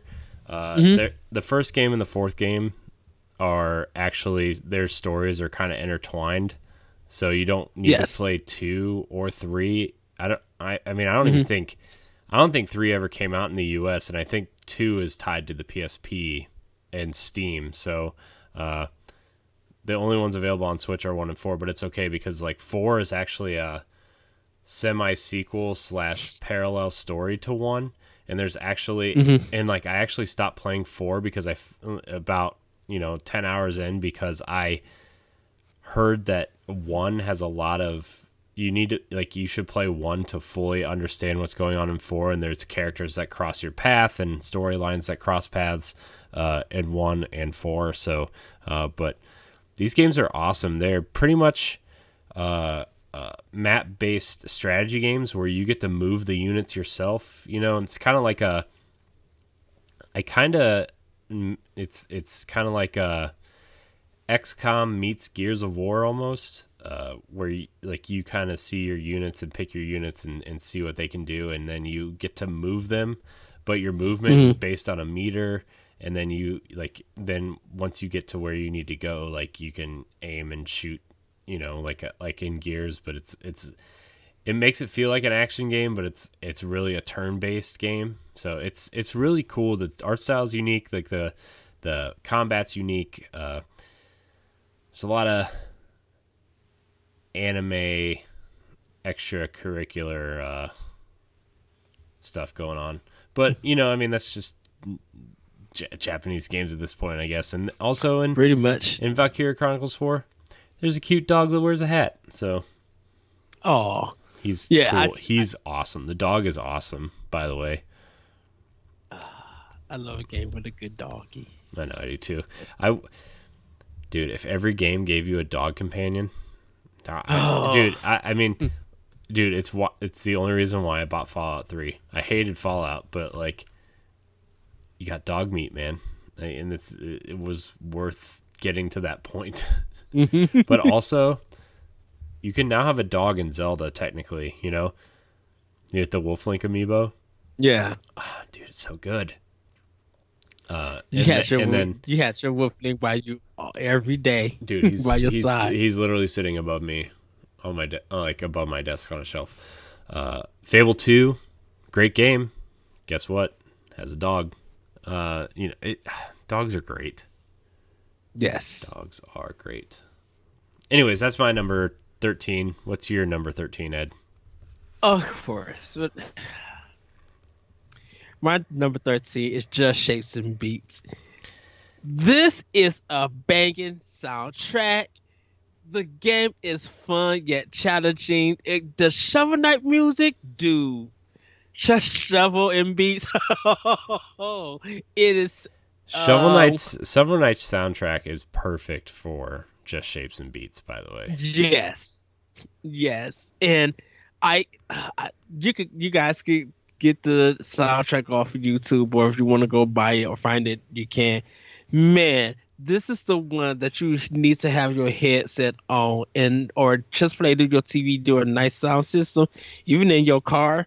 If you got Bluetooth in the Genkai, like, bang this track out. Like, it is super, super good. Like, I love Just Shapes and Beats. It was really hard because Just Shapes and Beats and Forza Horizon 4 Dance Station like tied for best music of the year. In a sense. But I think I give it to Just Shapes and Beats. But I think they both tied. Like, man, I really love this game. And the tracks, like, they have EDM, house music, some ambient, like, cool, deep house tracks. It is so good. And just dodging everything and getting the rhythm and stuff. Like, it's just really love this game. And I really do hope they make a part 2 to this, because it's so good. It's just so Just Shapes and Beats is my number 13. Nice. So my number 12 is a game that we both love. A really super challenging platformer. Really kind of just it looks simple, but doing it 100% is definitely the challenge. And I think you know what I'm going to say. N++. Yes. Collecting all the gold squares in that game is... Ooh. Dude, there's one level that I am stuck on, and it's because, like, I'm not good at the angular jumps off of the ramps, right? Like, like you can do some pretty acrobatic jumps. You can learn how to do acrobatic jumps off of these ramps, right? And kind of jump higher or farther depending on the angle you take, because it's all physics based, right? And if you angle it right, you can jump farther or higher, or sometimes both. But I'm stuck on a level where you have to get super high and there's lasers coming at you from everywhere, right? And you have to dodge the lasers while jumping at like this very precise angle to get these get the gold coins. And it's just like, it's hard, but like, I mean, that's the challenge, right? And yes, since it came to the Switch, I think they added all the levels from N+. They added a whole suite of levels. I think there's almost 8,000 levels in this game now.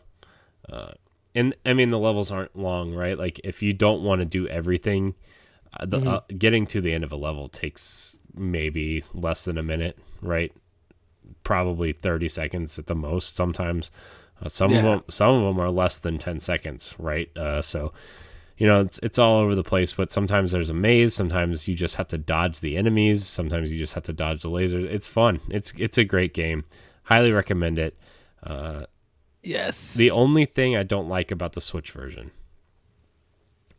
you can't change your button layout, right? And you have to use either Y or X to jump, and it's killing my game, man. Because you want to jump with B. Yeah, I do. And if I could just jump with B, right?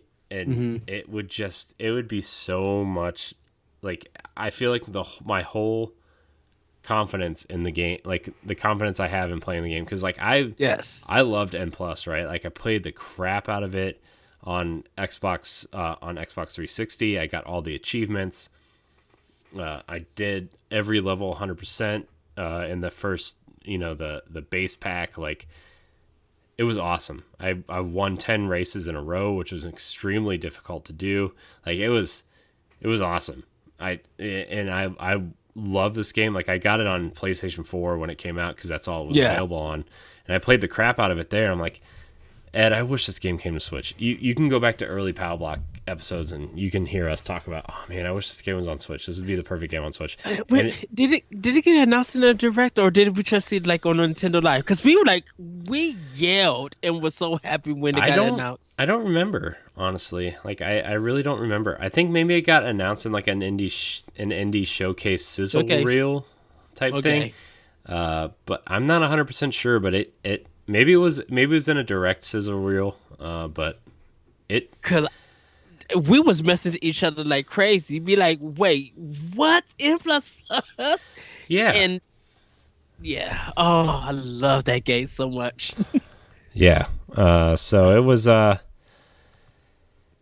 man, it was weird, man. It was weird that you can't change your jumping and everything, but it's definitely one of those games that if you are into challenging platforming, you should definitely get it. So N++ is my number 12. Ed, what is your number 12? My number 12 is Bomb Chicken. This is a game where you play a chicken who lays bombs. It's in the form of Bomberman 64, but yet this is 2D in a sense. Like, you really can't jump. You really go up platforms by laying bombs, and it's a adventure puzzle game. You kind of gotta sometimes collect coins and special items, and your goal is to get to the end of the level. But like, they showed us that in the Nintendo or the Indie Direct, and it was just like, what in the world? And this is aired from 2018, everybody. Just want to say that. I was just like, what is this weird, odd game, and why am I having fun with it? But I got it on sale. It's a really cool game, and I love Bomberman 64. That was one of my first Christmas gifts when I got my N64, along with Super Mario 64. So, yeah, Bomb Chicken for Switch. Nice. Awesome. My number 11 is a game that I started playing again recently. I downloaded the demo. I know you've played it a little bit. It's something that I've been talking about with my coworker who's obsessed with this game. So I am going to I played the crap out of the demo, and I bought it a couple weeks ago, and I'm just, in love with the way this game plays and looks and feels. Dragon Quest XI-S Echoes of an Elusive Age Definitive Edition. Yes, love that game. It's giving me, like, every time I play it, it's giving me total Breath of the Wild feels in a different way, right? It's almost like if Breath of the Wild was a JRPG, like a hardcore JRPG.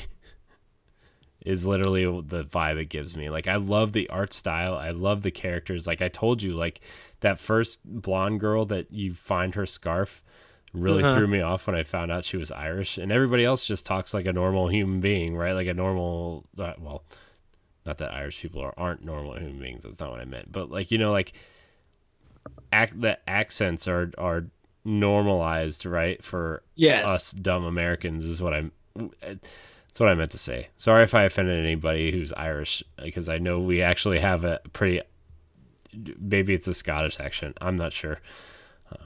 Anyways, it really threw me off, but it was fun. And the dog is adorable. The dog reminds me of the golden retriever from Up. Yeah. For some reason. And it sucks when it gets later on in the game. I'm like, no. And I can't say it because I'm playing this game on PlayStation 4. I am going to buy it on Switch because I want to play it in the 8-bit too. Well, but also the Switch version has the extra stuff in it. So yes. And I want to hear that orchestrated soundtrack, dude. Oh, I want to hear that so bad. Sorry. But yeah, I like this game, and I I think so, people who aren't even into JRPGs should definitely look at it. So Hmm.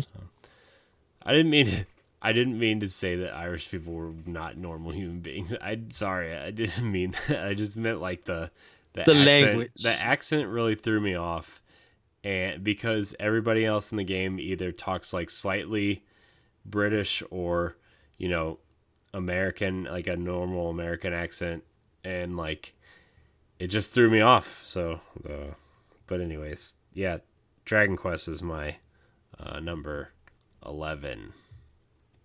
What's your All number right. 11, Ed? My number 11, and this is my 2018 game of the year. I feel like no other game, and this was surprising because this game uh came on PlayStation 4 and then it came to Switch. I got the physical copy from Limited Run Games, and I cannot express this enough. Iconoclast. I have never played a game. It's a Metroid, like a pure Metroid game, um, with some great comedy, great writing, sprite work. It was developed by one person, and I think he did another game, but he made this was like his follow up game. And man, you really the way that he tackles religion and other themes and stuff, it's just like wow. Um, I I I love this, and it's about a 20 to 25 hour game. You really feel for the characters.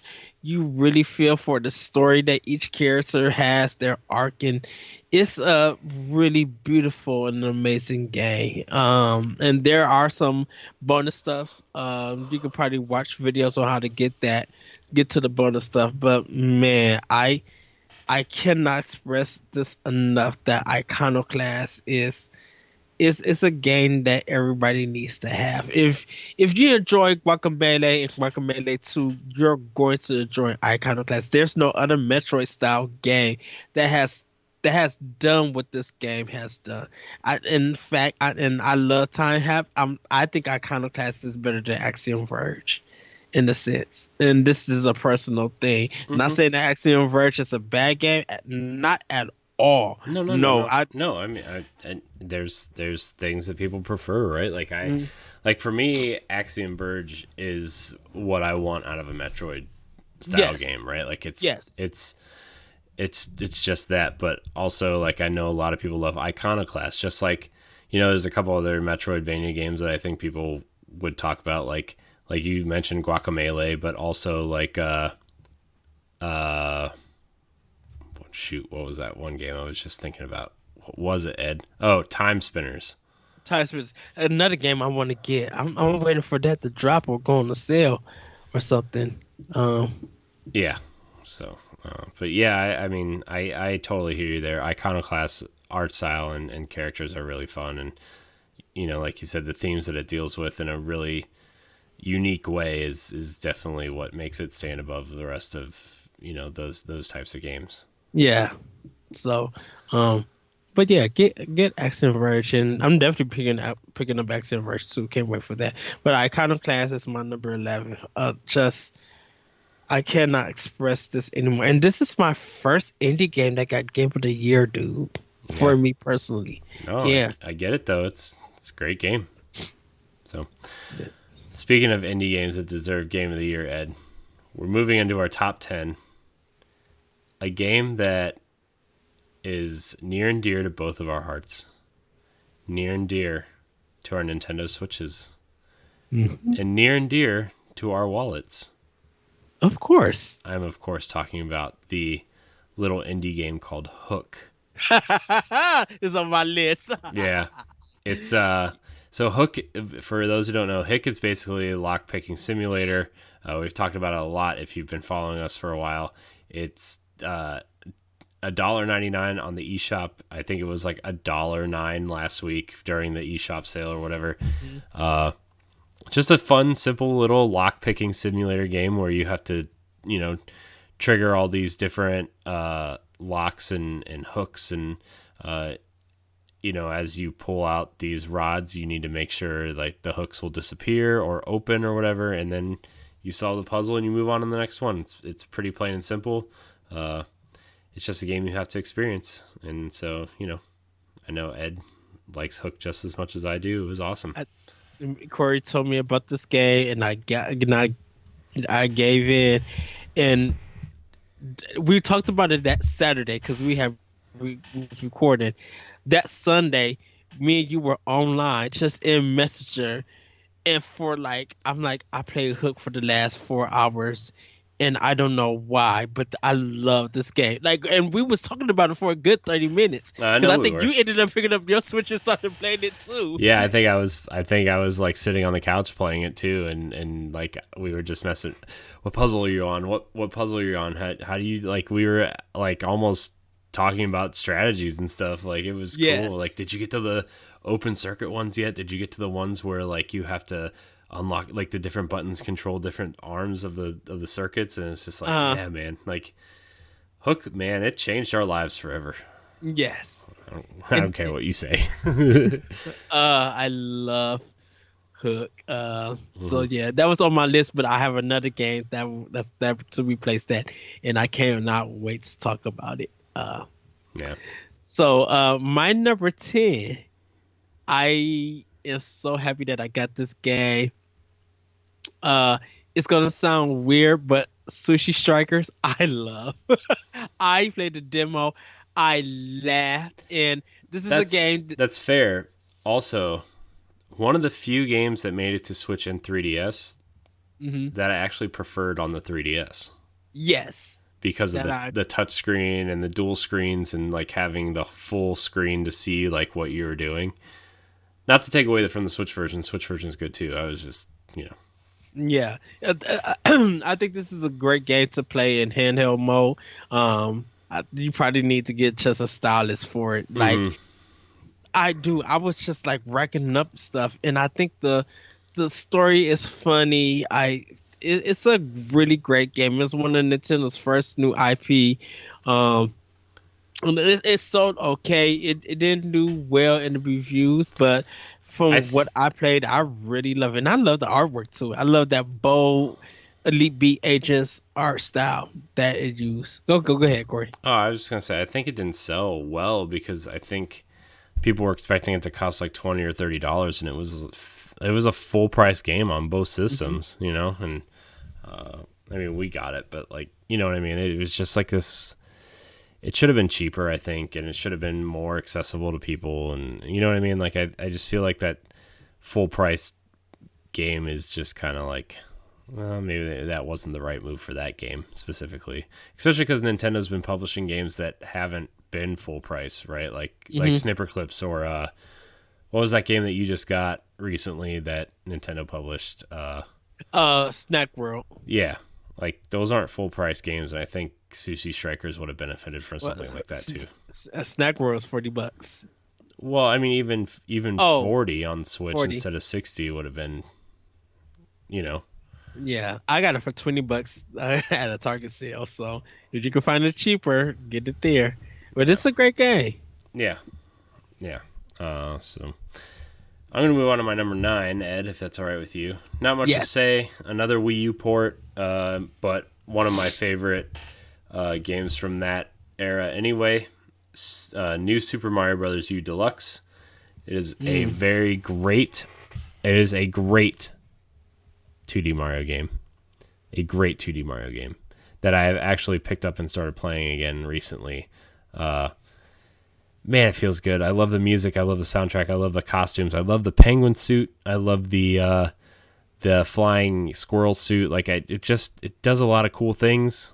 And yes. I think people have overlooked it twice. I think I know a lot of people didn't really care for it because we got too many 2D Mario games at the same within a couple of years, and I'm like, well, that's a dumb reason not to play a good game, but whatever. And I still think it's the best of the new Super Mario Brothers games. So, I mean, I think a lot of people look at the DS one really fondly, and I think a lot of people look at the Wii one like that was the one that everybody loved, but I didn't play the Wii one, so I played this one, and it was great. Yes. So, but yeah, New Super Mario Bros. U, not a lot more to say about that.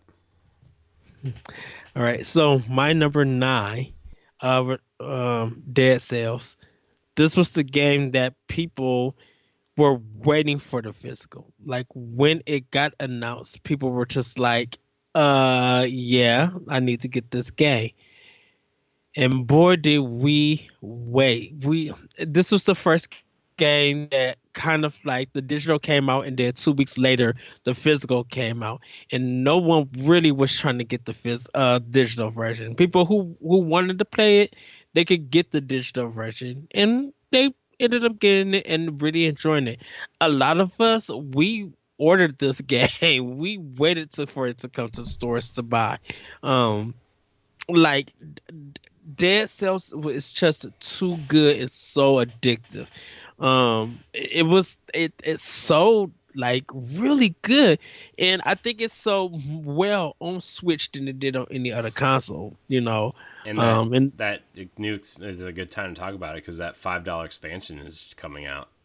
yeah. It's like this really massive expansion, and it's $5. Like such a good deal. Like I played it I remember the first time I played it, right? And like Hmm. I was at PAX, and that's kind of where you and I first started talking about it. Is when I got back from PAX because I think Larry actually said make sure you play Dead Cells while you're there. So Larry from World 1. So like I played it, and like I don't really care for roguelikes, right? And like it's not a great game to demo because like you do Hmm. one or two runs and you're like I don't really understand it, right? And I was trying to talk to the dev, but the dev their native language obviously wasn't English, so it was kind of hard to get some information out of them. Just not that I couldn't understand them, but it was also really loud at PAX, especially Yes. in the Nintendo booth where this was being demoed. And so, I didn't really have a good feel for it, and I was like, I don't think I'm going to get it because I don't care about roguelikes. I don't care about, really Metroidvanias except for like very specific ones. But man, this game grabbed me in a way I didn't think it was because it's everything on paper I hate, but playing it, the combat feels smooth, the Yes. movement feels great, the items feel unique, like you know what I mean. It just feels Hmm. really fun to play, and that got me hooked, man. I almost put it on my list, but I knew you were gonna have it on here, and I feel like as much as I enjoyed playing Dead Cells, there's a lot of other games I prefer over it, even though it was such a blast to play when it came out. Yes. So that is my number eight. Number 8, No, number nine. I'm sorry. I was gonna say you missed one. Uh, Mm. my number 8, Ed, is the Link's Awakening remake. Yay. I recently picked that up again this week too. Like I've just been blasting through a lot of Switch games this week just Uh, to get a feel, because like not that I'm not having a good time with Tokyo Mirage Sessions, but like I want something other than an RPG to play when I'm not feeling it, right? yes. And I've just been playing through a bunch of different Switch games, and the charm of this game, dude, like the oozes charm in the Yeah. music and the characters and just the way things happen when you've like finished stuff, and the way that Link emotes when you finish something and do something well. And the dungeon designs feel a little like not archaic, but they feel like old school dungeon designs, right? And Mhm. there's some things that kind of bother me, like when you have to kill all the enemies in a room to get a key, right? Like when, I mean, I guess I should have just known that because it's an older Zelda game, right? But I just there's been times where I kind of got stuck, and I wish there would have been a more intuitive way to tell me if I was stuck or not. Yeah. But yeah, Link's Awakening is a special game, and I really hope people give it a shot. And the way they translated the kind of grid-based world map from the Game Boy into a top-down open world game that you can just explore is just fun. I love it. I love Yeah. it. I want to go back to it now, like so bad. And I don't know if I should restart or not, but I want to go back to it really bad, and it's just really fun. Did So, you haven't beat it yet, right? oh no, I'm on the third dungeon. Okay, yeah. Don't restart it. Keep going. Just literally keep going. Like it's really really good. Oh, yeah. That artwork is beautiful. That Playmobil's looking. Yeah. It's just like And I love the yes. amiibo. Like I didn't get the amiibo because I was like Uh we were moving and I was trying to save money for that and everything, and we were trying to like budget some stuff, and I was saving for a new TV and stuff. My mom got me one for Christmas, and it's nice. awesome. It's sitting next to my Shovel Knight. Yes. So, Yes. but yeah, Link's Awakening is my number 8. Well, so my number 8 is Katana Zero. Fast paced action game. I kind of like the slow time effect. And when you see it go, like when you finish everything and do it the way that you were supposed to do it, and you get to the end and just seeing it like how it all plays out, just so cool, so good. Devolver Digital really is a big like this is a major third party company now to Switch. Is the Evolver Digital. They've been putting out some crazy games that nobody would think of and just be like, "Well, wait, what? Huh?" But people have been buying them, and like the artwork for Katana Zero is beautiful. Just like the cover and everything. And yeah, Devolver Digital has been a really big help to Nintendo Switch. And Katana Zero is a great example of a game for to showcase that. So yeah, my number 8 is Katana Zero. Awesome. Yeah, it's like I have it downloaded. I just haven't. It's just added to the list. Just it's on the Yeah. list. Okay, so my number 7 is Super Smash Bros. Ultimate. I really don't have a lot to say. It was a blast to see all the character reveals and see everyone there, and the surprise characters from the fighter pack and everything. Hmm. And on top of that, it's just fun to play. The Spirit Board stuff is really fun and an interesting way to experience characters and everything. So not a whole lot else to say about Smash. It's just super fun to play, and seeing all the characters are just so fun. Yes. Yes. Well, my next King game. DDD Oh, represent. Sorry, I didn't mean to interrupt you, but I no, that's had to get okay. that in there. King DDD, awesome, best character ever. So, my number 7 was Hook, but since we already talked about it, I have another game just ready to go. Of course, Box Boy and Box Girl. Mm, Oh, I love this game. The puzzles, the outfits, everything about this game is so good. When they announced it and it came out, I'm like, yep, I gotta have this. Like playing it on the 3DS, I was just like, I love this puzzle game. And then when I was out of the blue when it came to Switch, I was just like, oh yeah, I'm about to support Nintendo with this and buy this outright. So yeah, Box Boy and Box Girl, great puzzles, just funny all around, and it really makes you think um when you're going to get the puzzles and everything. So yeah, hmm. that's my number 7. Good choice. Good choice. That is man. That's a game that probably should have been on my list somewhere. But look, like I said, man. That's a good choice. Can we start over? Yeah, I'm just kidding. It's over. It's done. It's a fantastic game, though. Love it.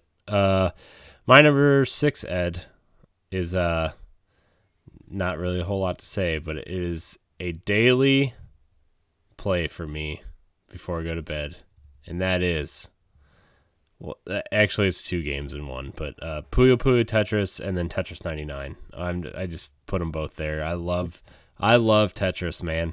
I love Tetris. Any way I can get Tetris, I will be playing Tetris. And Puyo Puyo Tetris has an all Tetris mode that I play all the time. Literally play it every night before bed. And then Tetris 99, adding the Battle Royale genre to Tetris was the most ingenious thing Nintendo could have ever done. And it's just what a gem. What a gem of a Battle Royale game. when I was telling Jeff and Brody and you just like, who would have ever thought a game like this, a puzzle game in Battle Royale, coming together to make to work? Like, how in the heck does this work? And it's so fun to me. I don't even care where place I get in. I try to get in higher, but man, just like playing against other players, like it's super fun, and I love it. Yeah. No, it's fair points all across the board. But yeah, Tetris. Any way I can get Tetris is number 6. Any way I can get Tetris is number 6. Yes. I don't care how you give me Tetris. Just give me Tetris. What's your number 6, Ed?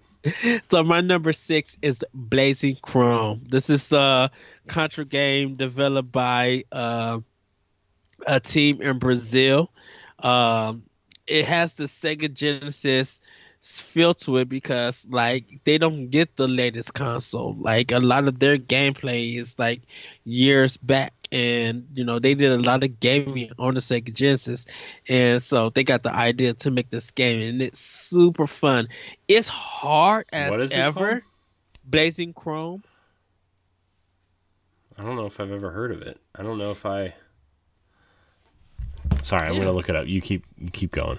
Yeah.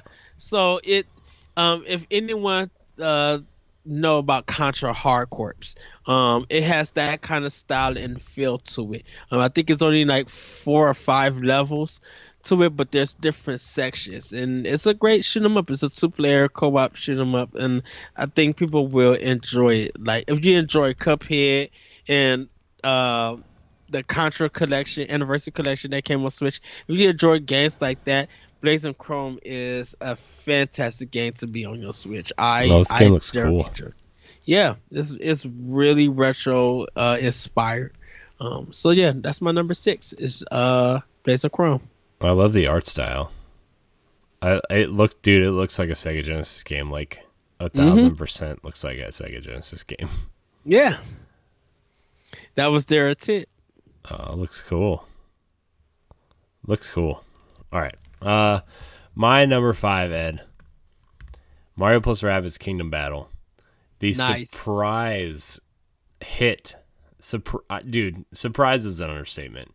How many people were making fun of this game until it came out, and it just surprised everyone at how good of an XCOM clone it was. It was so good and so funny, and like everybody hates the Rabbids, but there was just enough of the Rabbids to like get a chuckle without it going overboard, right? Like I think they did a great job of balancing the way the Rabbids were mixed with the Mario characters and Bowser Jr. and just, you know, doing that kind of stuff. And then the Donkey Kong DLC they added later was another just marvelous piece of DLC.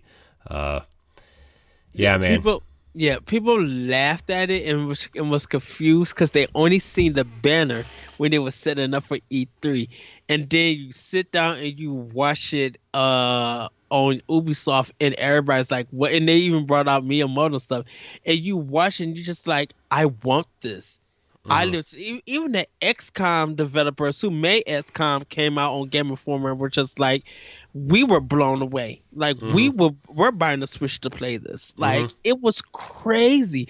And yeah, I really hope we get XCOM 2 on Switch, by the way. I mean, I'm sure it'll be announced by the time this goes up, but man. Yes, our wise Wisconsinite Jesse Douglas, he beat this game and he fell in love with it. And we need to catch up because we need to beat it too. But it really is a great game. I know. I mean, like we talked about at the top of the show, like I want to focus on Nintendo stuff here on Boss Rush Games now, and like now that we kind of have everything kind of situated, like my backlog challenge, I know I've beaten a few Xbox games, right? But like as soon as I write my Hellblade review, like I have a bunch of Switch stuff that I just want to play and finish, and just play like switching, like playing certain games in handheld mode and certain games on the TV, like just having that nice back and forth Switch, you know, kind of thing has just really been nice. And like I flirted with the idea of getting a Switch Lite for bed and like leaving it plugged in by my bed or taking it with me and leaving one plugged into the TV over here, but like for recording purposes. But I'm like, I love this system, man. I love this system. Like, just think about, like, we still have 5 or 4 games each, right? Like, and just talking through all of these games, dude. Like, I thought this episode was gonna go by super fast, and we're gonna hit like a 2.5 hour episode easily.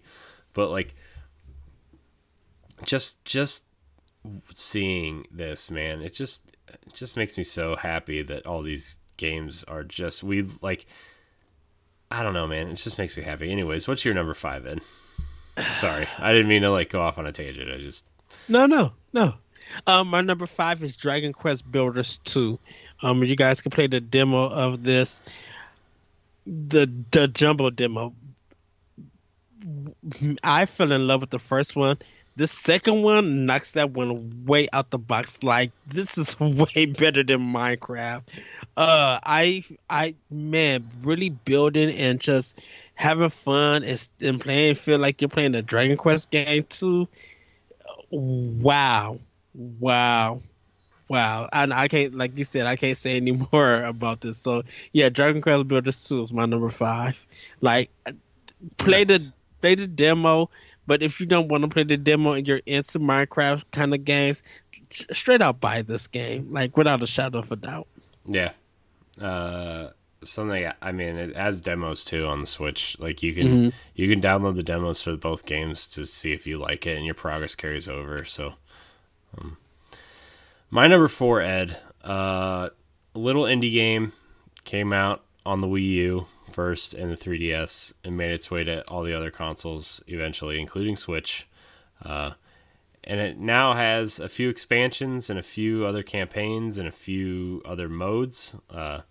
Shovel Knight Treasure Trove, specifically the original campaign, the Shovel Knight campaign, and then Spectre of Torment, which was the second DLC. Those two, not taking anything away from Plague Knight or King Knight, King of Cards, but like, those two campaigns specifically are just top notch 2D platforming.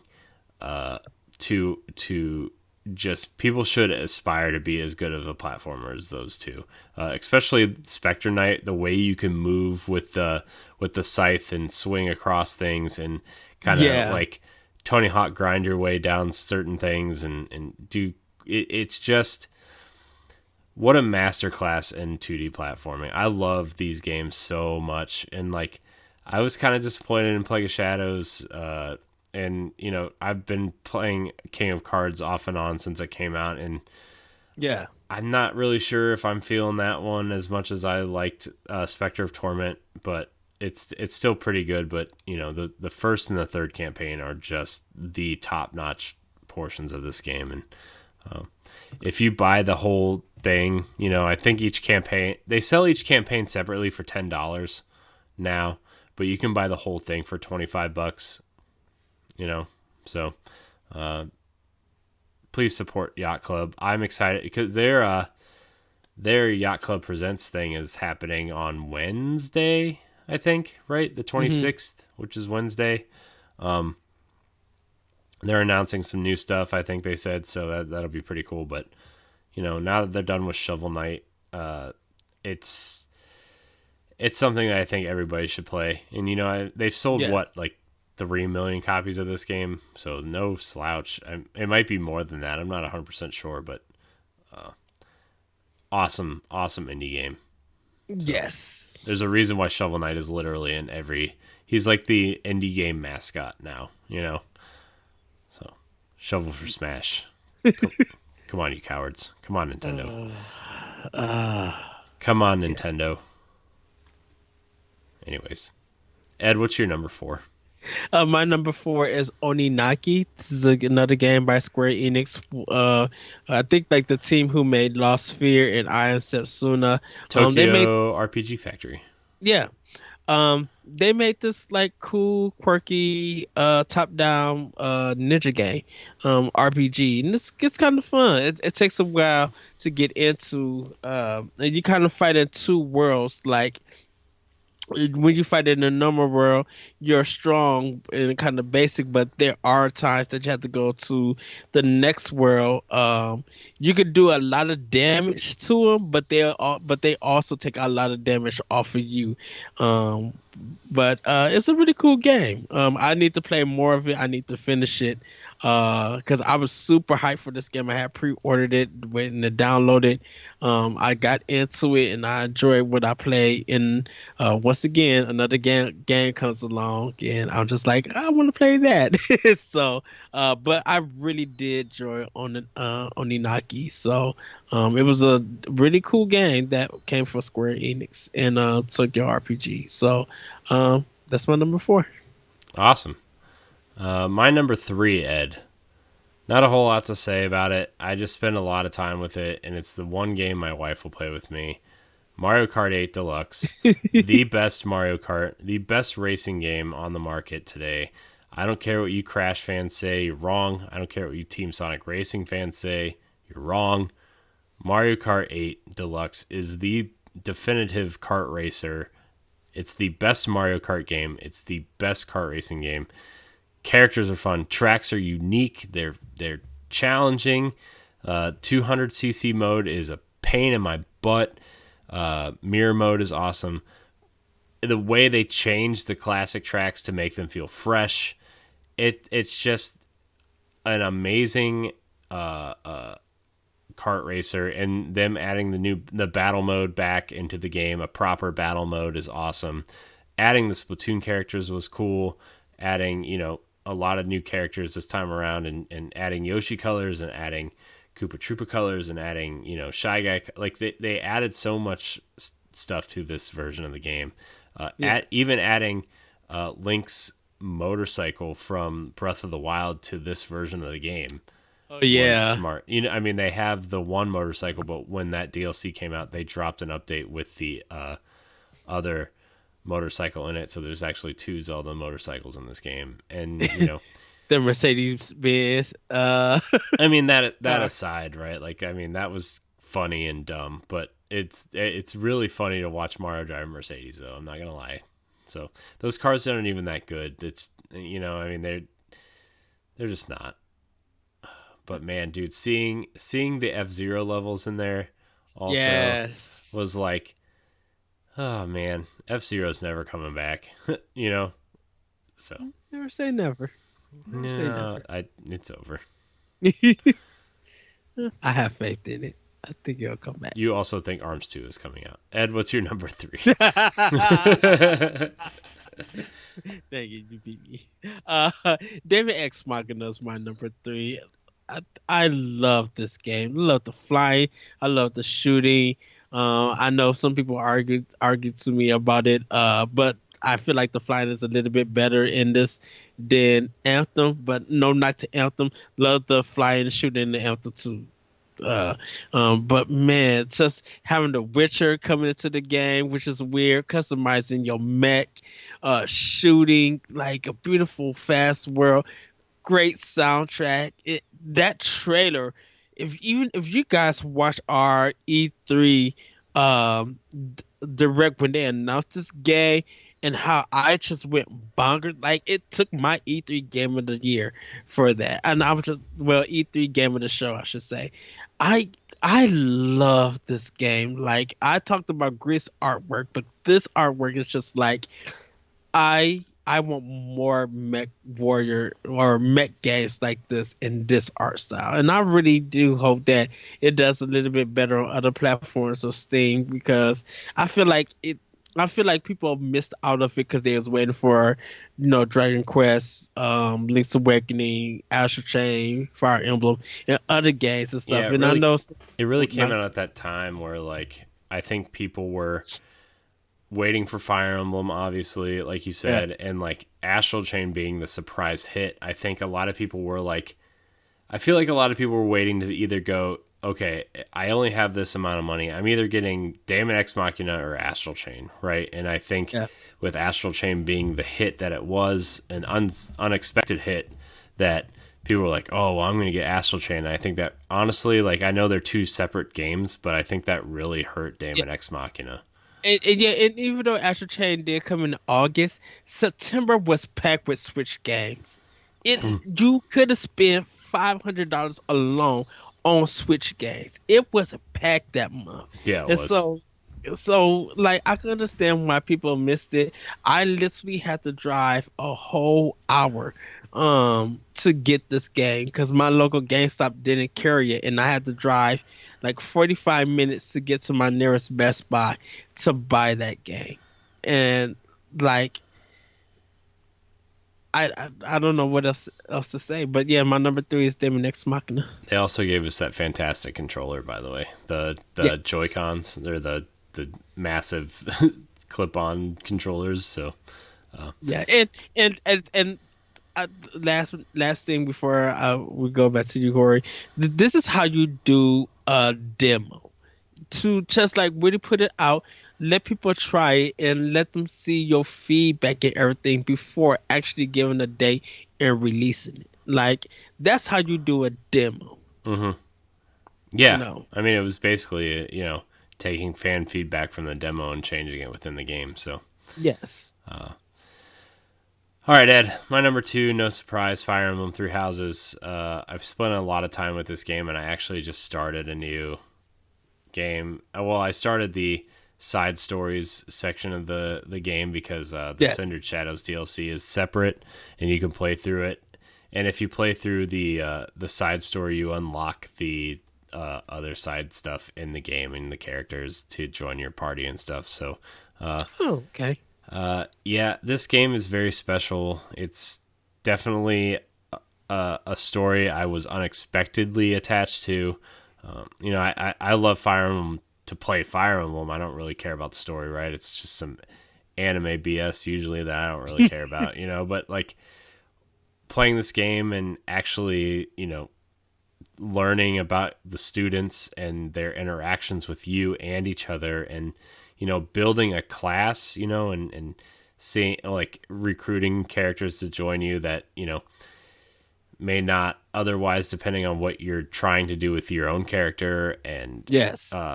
just seeing how the story plays out, and the second half of the game being so kind of like, kind of gut wrenching at times because, if you see people who are literally friends fight for what they believe in, and their choices aren't exactly, yeah, it's just a really intense kind of story that it really hit me in a way that I didn't expect it to. But Fire Emblem Three Houses is a game that I'm going to definitely.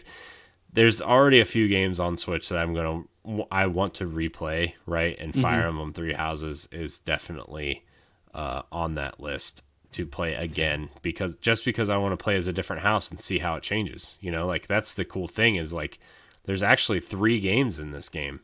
Yeah. They decided not to do the Birthright Conquest Revelations route of Fates.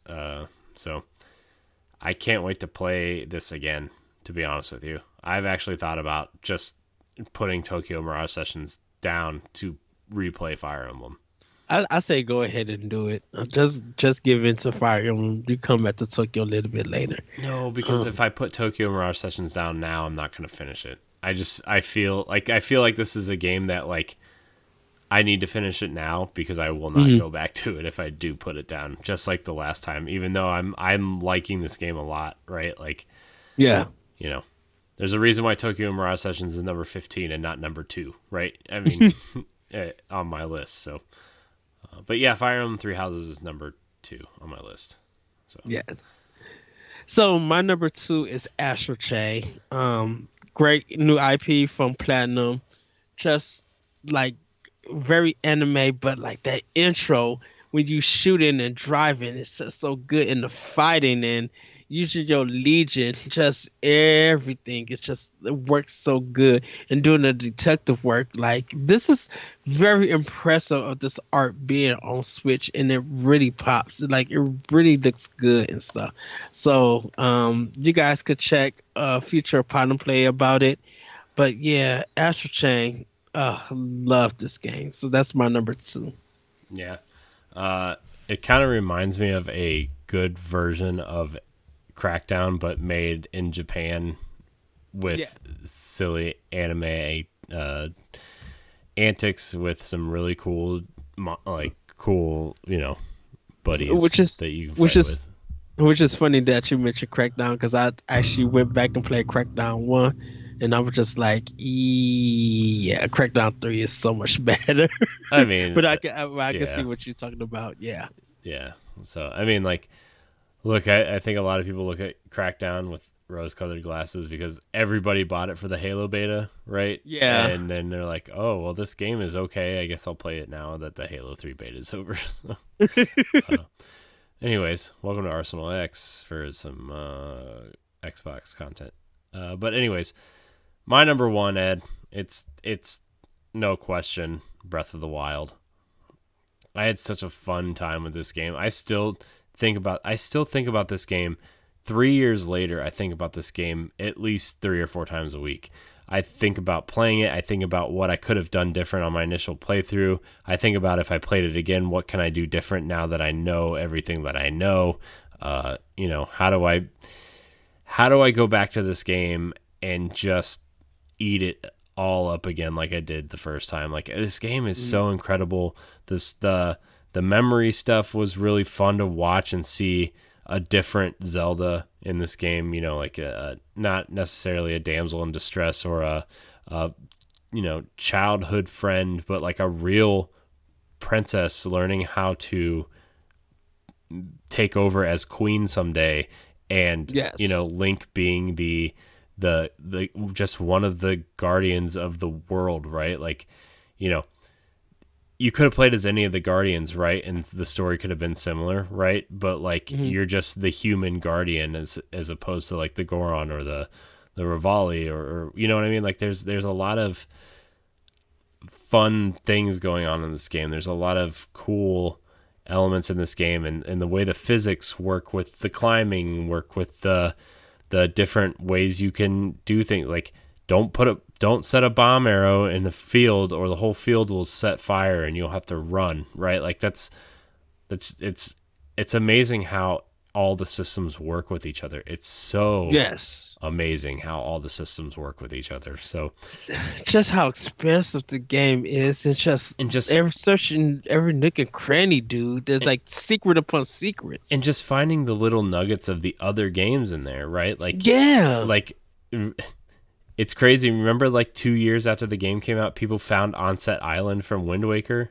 Like, like they just found the landmass that was Onset Island from Wind Waker, or you find the broken temple from Skyward Sword, or you find, Yeah. some little tendrils from Twilight Princess, or the Temple of Time, right? Like it's just, it's all in there. Like it's amazing how they just weaved all this stuff in there naturally, and I mean, I know there's some things that other open world games do better, and I know that there's some puzzles and the dungeons were kind of weak in this game, but like if the first attempt at Nintendo's open world game is this, like if it was this good the first try, like imagine what Breath of the Wild 2 is going to be, or that fake third game that we talk about eventually is going to be, right? Like I mean, I want that trilogy so bad, dude. don't worry, we're going to do an expansion pack on it. Yeah. But you know what I mean? Like there's this game just is really special, and Yes. I would have played it even if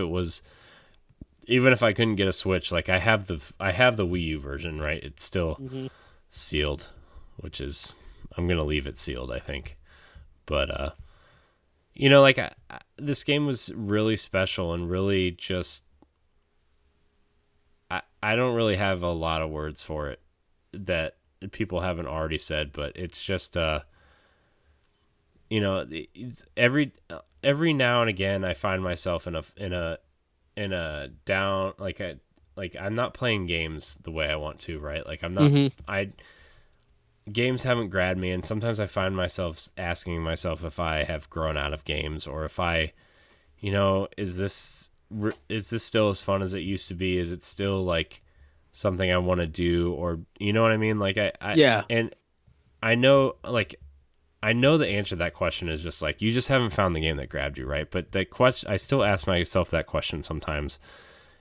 And Breath of the Wild sucked me back in so hard that I just like, I still think about this game every day, and it's been 3 years. It's been almost 2.5 years since I beat the game. Like, I don't know, man. Breath of the Wild is a special game, and that's why it'll probably be number one forever. Yeah. Even if the sequel is better, even if they come out with a new set of Zelda games, on their next system. It was the first game that started all and set a foundation. Heck, dude, people, like I said, when people want basic climbing that's been in games for years, in other games, in other new modern games, that's crazy. Mm-hmm. The fact that they just were like, screw it, you can just climb everything as long as you have the stamina to do it, or Right. you cook the right recipe to give you stamina to do it, or you find certain powers to help you get up higher faster, and then you can climb from there, right? Like, it's something that, like, you're like, wow, this is incredible, but also it's like, why hasn't somebody thought of this before? Like, why is this like such a revelation in gaming? But also it's like, Yeah. this is such a revelation in gaming, So, I mean, Breath of the Wild is a special game. And if you own a Switch, like, you owe it to yourself to play it. Yes. And I know there's some people out there that don't care for it and don't like it, which is fine. But, like, it's still it's still a game that you need to at least try to play. Yes. So, yes. Like, the game doesn't give you a adventure because it wants you to make your own adventure. Yeah, and like the first thing I did was climb to the top of every tower. It was the first thing I did. And then I would, like, as soon as I climbed to the top of a tower, I would do like the visible shrines, right? Unless it was a test of strength one, right? But that's the thing too, is like every shrine is a fast travel point. And then you unlock the ability to set down your own fast travel points. And it's just it's so good, man. So special. I love that game. But Ed, what's your number one game? Since I know it's not Breath of the Wild, since you haven't beaten it yet, so Thank you for pointing that out. I will every episode until you beat it. Guys, you know what my number one game is. Corey, you should know what my number one game is. I actually don't, because you've already said 4 games that I thought were your number one. So, really? yeah. What have I been talking about that's my number one?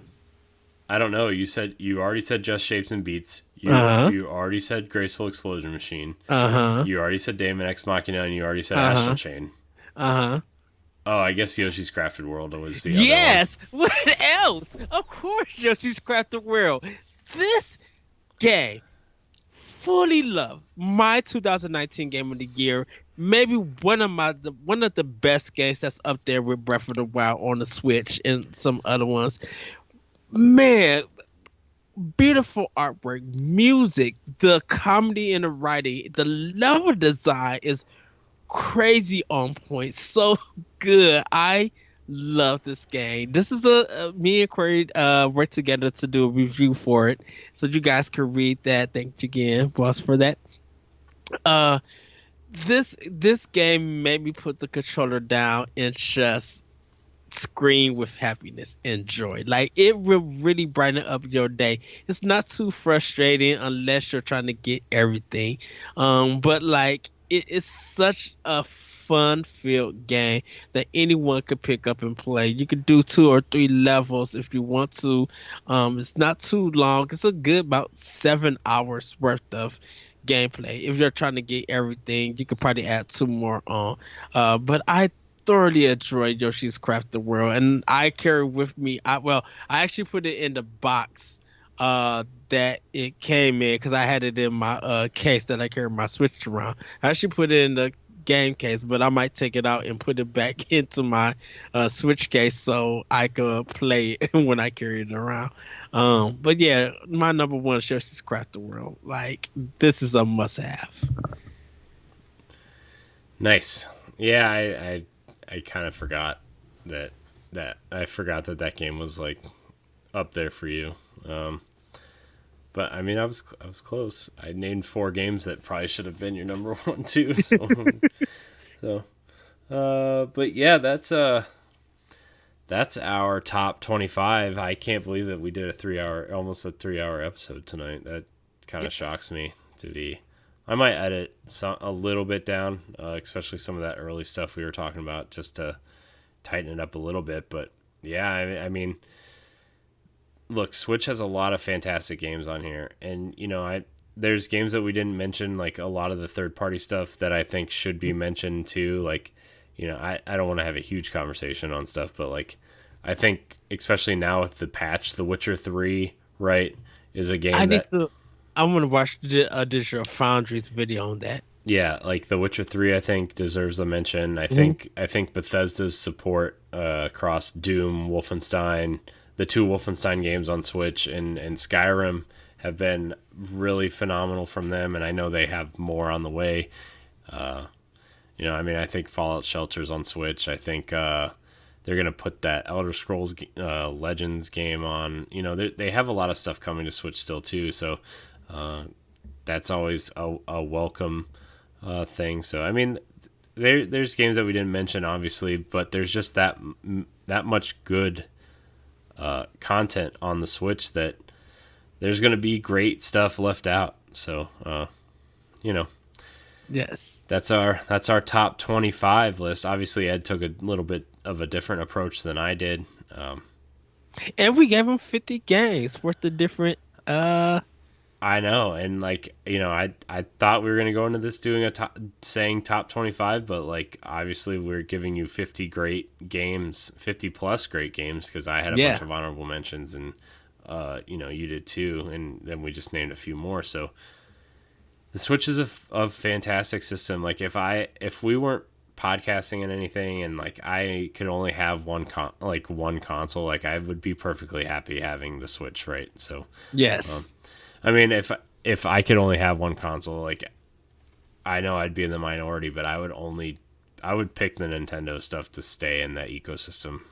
Oh yeah. So as much as I would miss Gears and Halo and God of War and Horizon and games like that, I would trade all that just to play a Breath of the Wild sequel, or a Mario plus Rabbids sequel, or a Mario Kart 9, or some of the, like, it's no question. So but yeah, that's gonna do it for this evergreen episode of Nintendo PAL Block, episode 185. We will return for a normal episode next week, obviously. So also check out last week's episode where we had Mark Carabin from Secret Friends Unite Co-op Mode, and also formerly, they're not doing Warp Whistle anymore, are they? No. Yeah, I don't. But that's where that's when I became aware of Mark's presence, and so he's a cool dude. Please go listen to Secret Friends U and Co-op Mode. I think both podcasts are on the same feed. At least they are on iTunes. I don't know if they separate them out on other feeds, but on iTunes they are on the same feed. So yeah, check that out. Also check out our friends at Diggity Podcast that I guested on. Also, I will be appearing on We the Gamer Cast with Sean Capri in early to mid March. So that'll be fun. Another person that we've been following for a while, and this is gonna be. I've known of Sean, and I've talked to Sean, at very various points throughout our podcasting careers on Twitter, but like, Yes. this is going to be our first interaction together ever, like live interactions with each other, and it's gonna be fun, I think. So I did. Yeah, I did one with them last year or 2 years ago. yeah, when we the game casting. He was a ball. He's a ball of energy. He's Yeah. like No, yeah, just no. a wonderful person. Yeah, I think he does just about as much as we do. I think, and more. Yeah. So, and I know he's doing the Xbox Drive and We the Gamercast and He's with Nintendo Gurus. Nintendo stuff, and yeah, he does a lot. So it's gonna be fun. I can't wait Yes. because I just can't wait for all this stuff. I'm trying to infiltrate Boss Rush into a bunch of these other shows. No, I'm just kidding. I just want to podcast with friends because that's what I think we do best around here is just have fun and talk about games and be us, So, anyways, remember you can find us on Twitter at boss_rush_games. You can find Nintendo Power Block every Thursday now on your podcast service of choice. Hopefully there's not any, hiccups with the move to Anchor. We're moving to Anchor because it's free and it's simple to use and it's been recommended to me by lots of people and free is a lot cheaper than Podbean. So, Yes. And so, that's where we're moving. And, I think that's going to be it. Ed, where can we find you? You guys can find me on Twitter at ThatBretcherCode, and you can check Option Opinion out on SoundCloud and other podcasts, and it'll be on Anchor soon. Yeah. You can find me at I am Corey HD on Twitter, Instagram, and Facebook, I guess. You can also find me on and Ed on the Boss Rush podcast. And Arsenal X is our Xbox show that you should go download. And you can find all of our content on bossrushgames.com and subscribe at bossrushgames.com/subscribe. So thank you guys so much for listening and or watching. And until next week, we love you. Bye, everybody. Woo!